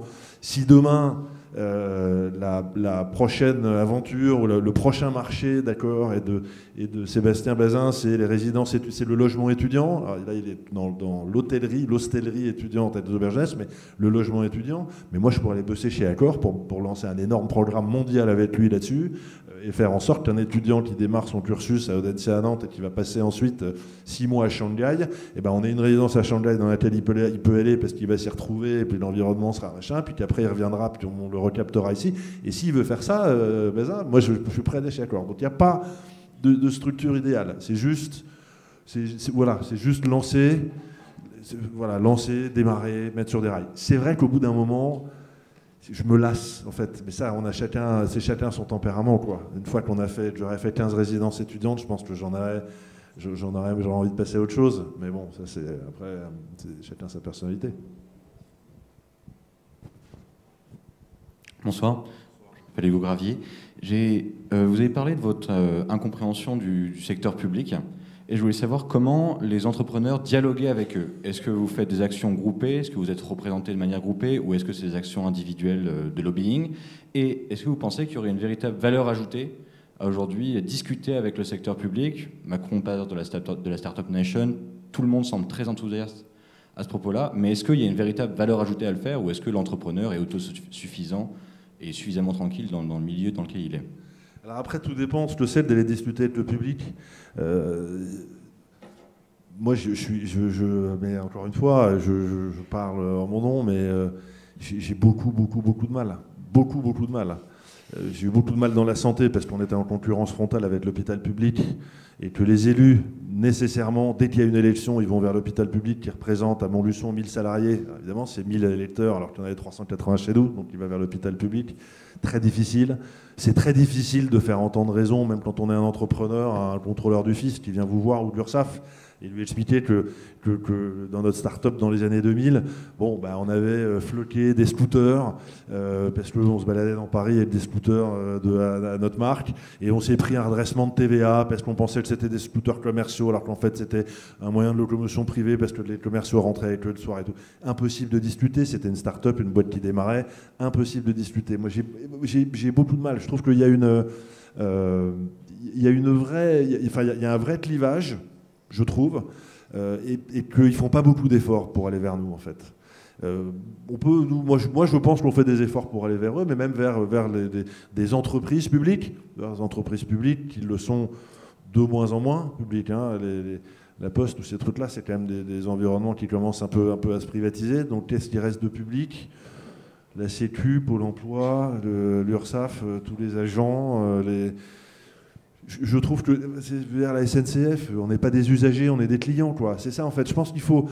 Peut-être qu'on est, nous, un peu trop capitalistes, peut-être qu'ils sont, eux, un peu trop publics. Et donc, en fait, ce chemin qu'il faut essayer de faire l'un vers l'autre, je ne dis pas qu'il ne faut pas, nous aussi, qu'on essaye de mettre un peu d'eau dans notre vin, mais je trouve qu'eux, ils sont quand même très à la traîne. Et puis, j'ai l'impression, mais encore une fois, c'est une conviction, que le secteur public, pour beaucoup d'entre eux, est un refuge, quoi. Je ne peux pas imaginer que dans un hôpital, quand vous avez 20% de taux d'absentéisme, 20% de taux d'absentéisme dans les hôpitaux de Paris, de la région parisienne, à la PHP, 20%.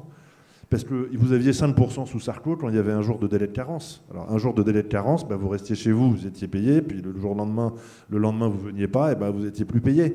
Et donc ce délai de carence, il était bien parce qu'il a forcé les gens à aller bosser. Et le jour où il a été supprimé par Hollande, ce délai de carence, 20% de taux d'absentéisme. Tous les jours, vous avez une personne sur 5, et il y a peut-être, je ne sais pas combien, 100 000 salariés, c'est pas des salariés, mais fonctionnaires, pardon, à la PHP, ou peut-être plus, 1 sur 5 qui ne vient pas. Je veux dire, donc, quand on parle de public, pour moi, il faut d'abord régler ces sujets-là. Il faut d'abord que les gens aient envie de bosser. Et puis, s'ils n'ont pas envie de bosser là-bas et de se lever le matin parce qu'ils n'aiment pas le public, il faut qu'ils aillent faire autre chose. Et donc, tout ça, il y a quand même une fracture, quoi. Enfin, en tout cas, moi, du côté de l'entreprise privée, je sens une fracture colossale. Je la sens aujourd'hui entre les établissements, les résidences privées et les CROUS. C'est absolument criant, quoi. La différence qu'il peut y avoir dans l'approche, dans la sensibilité aux gens, dans tout ça. C'est pas parce qu'on loue des chambres plus chères, parce qu'on a le droit de traiter les gens de la même manière qu'ils louent une chambre à 200 € qu'ils la louent à 600. Ça change rien. Donc voilà, gros clivage pour moi, qui a du mal aujourd'hui fracture qui a du mal à se résorber. Bonsoir, Nicolas Orliac, étudiant à Audencia aussi. Certains parmi nous ont déjà des projets d'entreprise ou d'autres réalisations qui sont parfois en cours et on peut, comme vous l'avez été, faire face à des problèmes administratifs, à une concurrence forte et avoir l'impression que le projet a du mal à aboutir ou qui va mettre du temps, que c'est compliqué. Vous l'avez dit, tous les deux êtes passés par ces périodes un peu compliquées. Est-ce que vous auriez chacun une astuce, un truc, un conseil qui vous a fait tenir pendant cette période?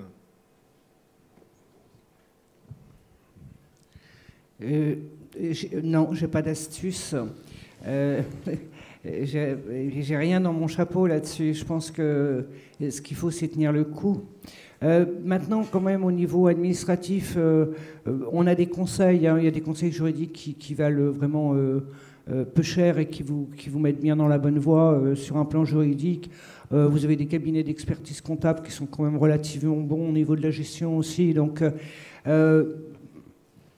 il faut savoir jongler. Hein. Je crois que c'est être chef d'entreprise d'une PME, oui, c'est travailler dans un cirque quelque part, je veux dire, au niveau de l'économie de marché ou au niveau de l'administration.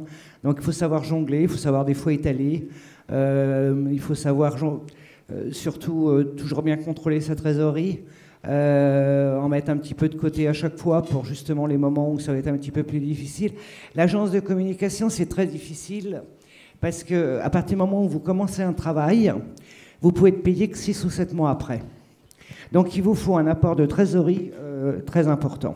Nous, on travaille quand même avec quelques grands groupes, comme je le disais, mais on travaille aussi avec beaucoup d'administrations, beaucoup de municipalités, communautés de communes. Bon, ce sont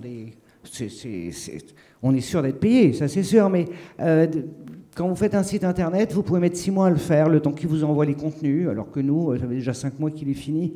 Et on ne peut pas facturer, et on ne peut pas se faire payer, tant que tout n'est pas validé, c'est-à-dire l'ensemble. Donc il faut effectivement avoir des fonds de trésorerie, des fonds de roulement qui sont quand même relativement importants, parce que pendant ce temps-là, tout tourne, hein, les charges sociales tous les mois, tout ce qu'il y a à payer, les loyers, l'électricité, le gaz, le machin, le truc, enfin bon, tout ce que... Et... je pense que c'est... Alors, il y a quand même une chose qui s'est quand même relativement bien résorbée, c'est les temps de règlement. En règle générale, quand même, on est quand même entre 40 et 60 jours maximum, alors qu'avant, les municipalités pouvaient être jusqu'à 90 jours, même plus que ça. Donc, il y a quand même eu des améliorations qui ont été faites dessus. Bon, sachant cela, on jongle et on sait qu'il y a des choses qu'on peut... Moi, ce qui me gêne plus dans notre pays, c'est que quand j'ai commencé à travailler, les charges sociales représentaient 15% du salaire. Là, actuellement, on est à 80% et 92% pour un cadre. Et je pense que c'est pour ça que les PME ont énormément de mal à s'en sortir. Et de toute façon, les PME n'embauchent pas. Vous avez que les grands groupes qui peuvent embaucher, mais actuellement, les PME, malheureusement, n'embauchent pas. Pourtant, on aurait besoin de personnel supplémentaire. Ouais, je pense qu'il faut prendre les choses par étapes. Il ne faut pas se donner une perspective. En fait, je pense que quand on se retrouve dans cette situation, on imagine tellement tous les obstacles qu'il y a un moment où ça peut décourager un peu, c'est pas facile. Il faut les prendre un, par priorité. Qu'est-ce qu'il est le plus urgent de régler comme problème pour passer à l'étape d'après? Et il faut se fixer comme ça des étapes. C'est pas scientifique, mais c'est quand même un peu mécanique. Alors, on crée des boîtes pour pas être dans les process, mais il y a un moment quand même où, quand on démarre, on est obligé de se créer soi-même ses propres process, sinon on n'avance plus. Donc, il faut que tu crées un process en te disant, voilà, les 3 sujets inéluctables qui me polluent mon quotidien, c'est celui-là, celui-là et celui-là. Dans la semaine, ça c'est torché, après je passe au truc d'après, et le truc d'après la semaine prochaine, lundi prochain, c'est d'attaquer ça. Je vais attaquer sur ce sujet-là. Là, je parle moins de trésorerie que de confrontation à des problèmes du quotidien pour avancer et pour se développer, mais c'est vrai pour des problèmes administratifs, c'est vrai pour un sujet commercial. Qui je peux appeler? Qui je peux voir pour ça? J'arrive pas à avancer, j'arrive pas à rentrer dans tel type de réseau, de structure, d'environnement, alors que j'en ai besoin pour... Donc, je pense qu'il faut y aller pas à pas. Il faut pas... C'est une start-up, donc il faut avoir une idée stratégique très macro, et puis ensuite il faut avoir des points d'étape, quoi. Et les points d'étape, ça peut être à la semaine, ça peut être à la journée, ça peut être d'une heure sur l'autre, quand il y a des choses qui apparaissent, mais au fur et à mesure qu'on les passe, sans se demander trop, bien entendu en ayant une vision un peu stratégique de la suite, mais sans s'en foutre plein, quoi, en se disant putain, il y en a tellement devant moi, il y a trop d'obstacles, je vais pas... Non, clac, un par un, au fur et à mesure, et à la fin de la semaine, se demander ce qu'on a fait, se retourner sur la semaine et se dire c'est dingue tout ce que j'ai réglé cette semaine, c'est fou tout ce que j'ai fait cette semaine, je suis passé à l'étape d'après, et ça c'est réglé, ça polluer, c'est réglé, parce qu'il faut se redonner du courage aussi, et pour se redonner du courage, il faut être satisfait de ce qu'on fait. Et satisfait de ce qu'on fait, c'est pas que encaisser du chiffre d'affaires, c'est pas que avoir la V2 du site, c'est pas que machin, c'est aussi avoir réglé des petits trucs du quotidien qui font chier toi. Donc c'est se retourner, se dire voilà, cette semaine ça s'est réglé. Je passe à la semaine d'après. Donc c'est quoi, mais 3-4 trucs. Et puis ça avance, quoi. Et puis après le truc avance, et le truc quand on arrive à un sujet qui est le chiffre d'affaires, la trésorerie, l'investissement, la levée de fonds. Enfin, c'est déjà, il y a pas mal de choses qui ont été faites, quoi, qui ont avancé. Donc après, ça c'est encore un autre sujet. Mais pareil, en fait, sur ces sujets-là, il faut avancer, balancer un petit mail, vous ne connaissez pas quelqu'un qui, réseau. Bonjour. J'aimerais savoir si les GAFA, qu'on considère un peu comme les symboles de la start-up, sont pas en train un peu de dénaturer justement l'esprit start-up, innovation, alors qu'ils se sont fait, je sais pas, pris une petite amende de plus de 2 milliards d'euros par la Cour européenne il y a peu de temps. Cet esprit un peu d'innovation qu'on essaie de... Non, mais si, c'est vrai. Et en même temps, ouais, il les dénature sur la partie valeur, en fait. Parce que y a quand même beaucoup d'idées de start-up ou d'idées qu'on peut avoir pour monter des boîtes en se disant... ça c'est une boîte qui va forcément intéresser Facebook, Google, machin, tout ça, et on se projette un peu aussi là-dedans, quoi, en se disant les boîtes qui se sont vendues sur des valos complètement débiles, elles se sont vendues, et d'ailleurs qui faisaient pour certaines pas ou peu de chiffre d'affaires, elles se sont vendues à ces GAFA ou GAFAM avec Microsoft parce que c'était pour eux une quasi-obligation de venir chercher ce segment de marché ou ce segment de population. C'est même pas une question nécessairement de marché, mais ce segment de population. Donc oui, ça a dénaturé en fait l'esprit de la start-up qui est je monte une boîte, je vais en fait, et puis même dans les années 2000, enfin nous quand on a monté cette start-up dans les services à domicile, on avait dans l'idée que le clic allait valoir une absolue fortune. Le modèle économique a complètement changé, le clic sur la bannière, quoi. On avait basé tout notre business model et notre business plan. Alors heureusement, on l'avait vendu à Suez qui faisait de la flotte. Ils n'ont rien compris et ils étaient absolument certains qu'on avait raison. On a été baqué par 2-3 gars qui avaient une petite légitimité auprès de Philippe Brognard et François Jatelot, qui étaient les deux patrons de Suez sous Mestrallet à l'époque. Et on est arrivé avec... Et en fait, 3 ans après, ça n'existait plus. Le clic de la bannière qui allait produire un argent absolument fou, des gens qui allaient passer sur le site, ça n'existait plus. Donc la valeur s'est déplacée derrière sur les données, en fait. Et comme elle s'est déplacée sur les données et que les données sont traitées par ces gros majors, on imagine que ce sont les données, que ce sont eux qui vont faire le monde. Et je suis assez d'accord sur le fait que ça dénature l'esprit start-up, l'esprit du gars qui a une bonne idée, qui va démarrer sa boîte, qui pense pas à ça, qui pense pas à la valeur future, qui se demande...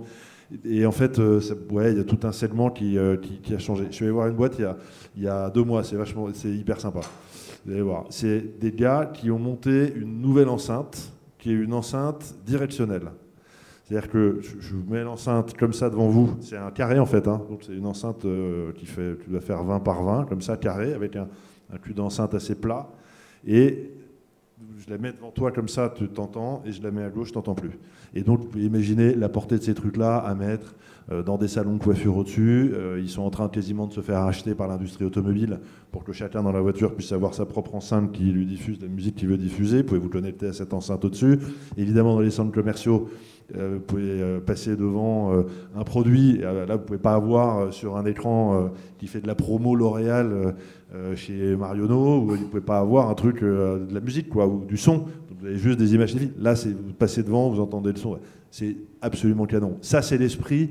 C'est formidable comme start-up. C'est vraiment l'esprit de la start-up et du produit. C'est technologique. Alors, on dit start-up, c'est pas sur Internet. Là, c'est pas du digital, quelque part. C'est de la technologie, mais c'est pas du digital. Et moi, je pense qu'il y a encore dans cet environnement-là, pour en voir quand même un certain nombre, plein de choses qui vont se développer absolument formidables. Et j'espère d'ailleurs que c'est ce vers quoi la France va essayer d'aller un peu, quoi.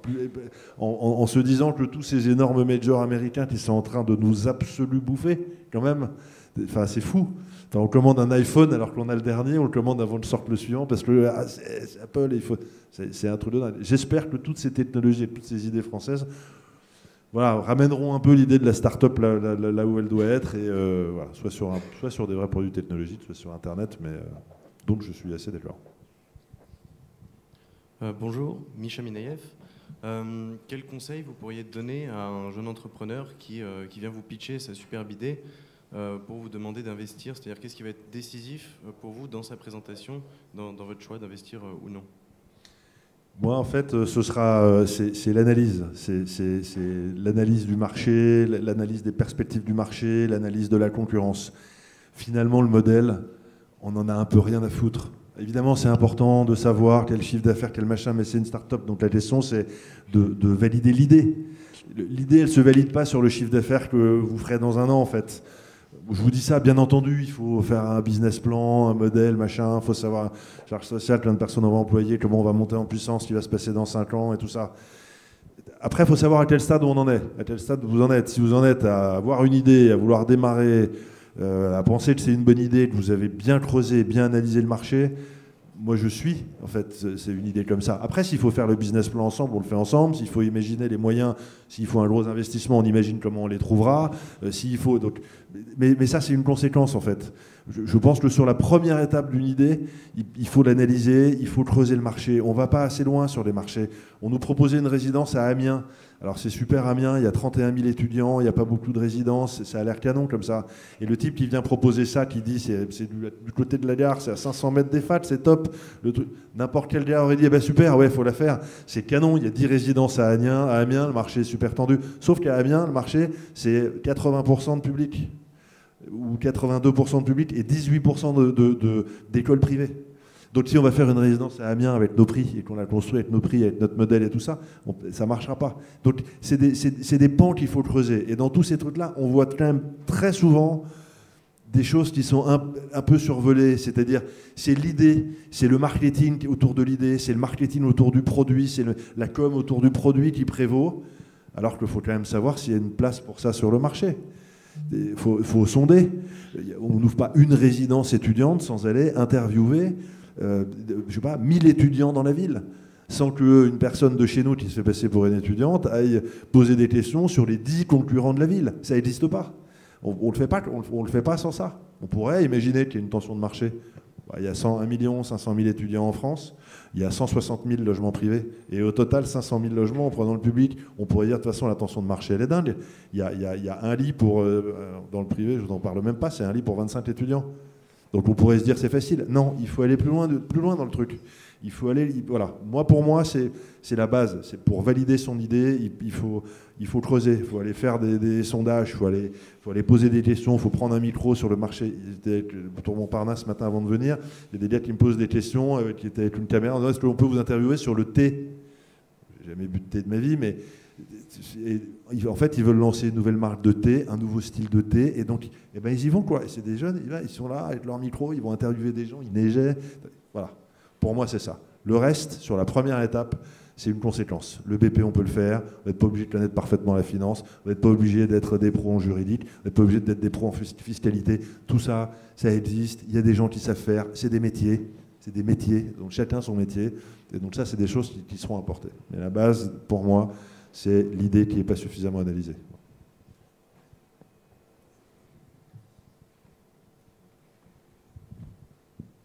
S'il n'y a pas d'autres questions, je vois que Monsieur Hugo Salé-Dechoux, le cofondateur de Pumpkin, vient d'arriver.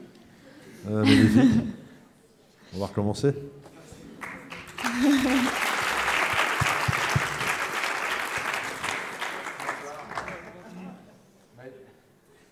vais vous laisser ma place du coup. Merci. Bonsoir à tous. Je viens juste presque pour m'excuser du retard. Voilà. Quand il y a de la neige en France, on ne sait pas encore très bien gérer, mais c'était un voyage très agréable. J'ai suivi avec quelques tweets et textos la conférence un peu de loin. Ça aurait été un plaisir de pouvoir partager un peu plus, mais on aura sans doute d'autres occasions ici à Audencia ou ailleurs de refaire une conférence comme celle-ci. Juste pour vous dire que j'ai beaucoup aimé donc, le titre de cette conférence, hein, PME, start-up, grandes entreprises, libérons les idées reçues. C'est un bon thème. J'espère que vous en avez cassé quelques-unes, des idées reçues.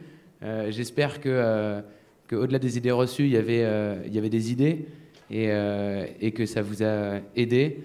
Dans tous les cas, moi, je suis encore un peu là, si vous êtes là quelques minutes, pour répondre à 2-3 questions ou essayer d'en casser encore une ou deux. Voilà, c'est avec plaisir.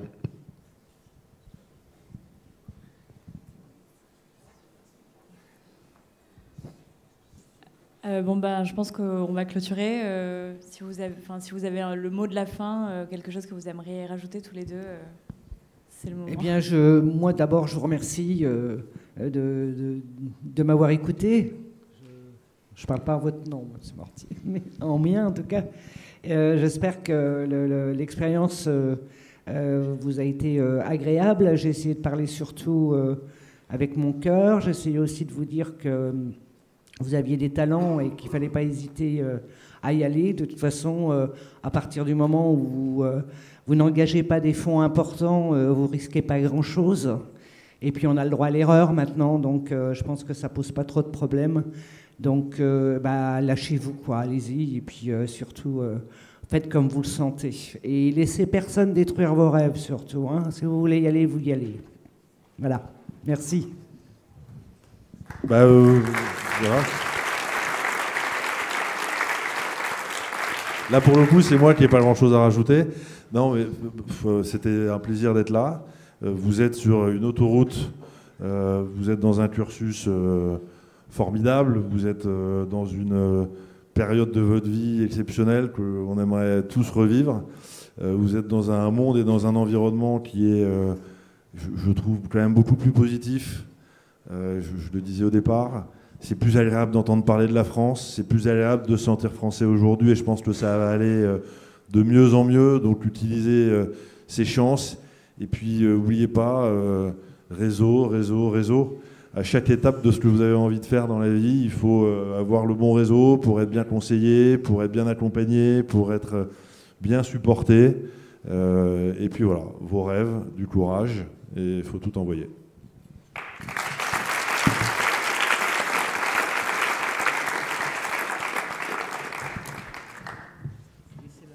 Merci à vous et merci à tout le monde d'être venu.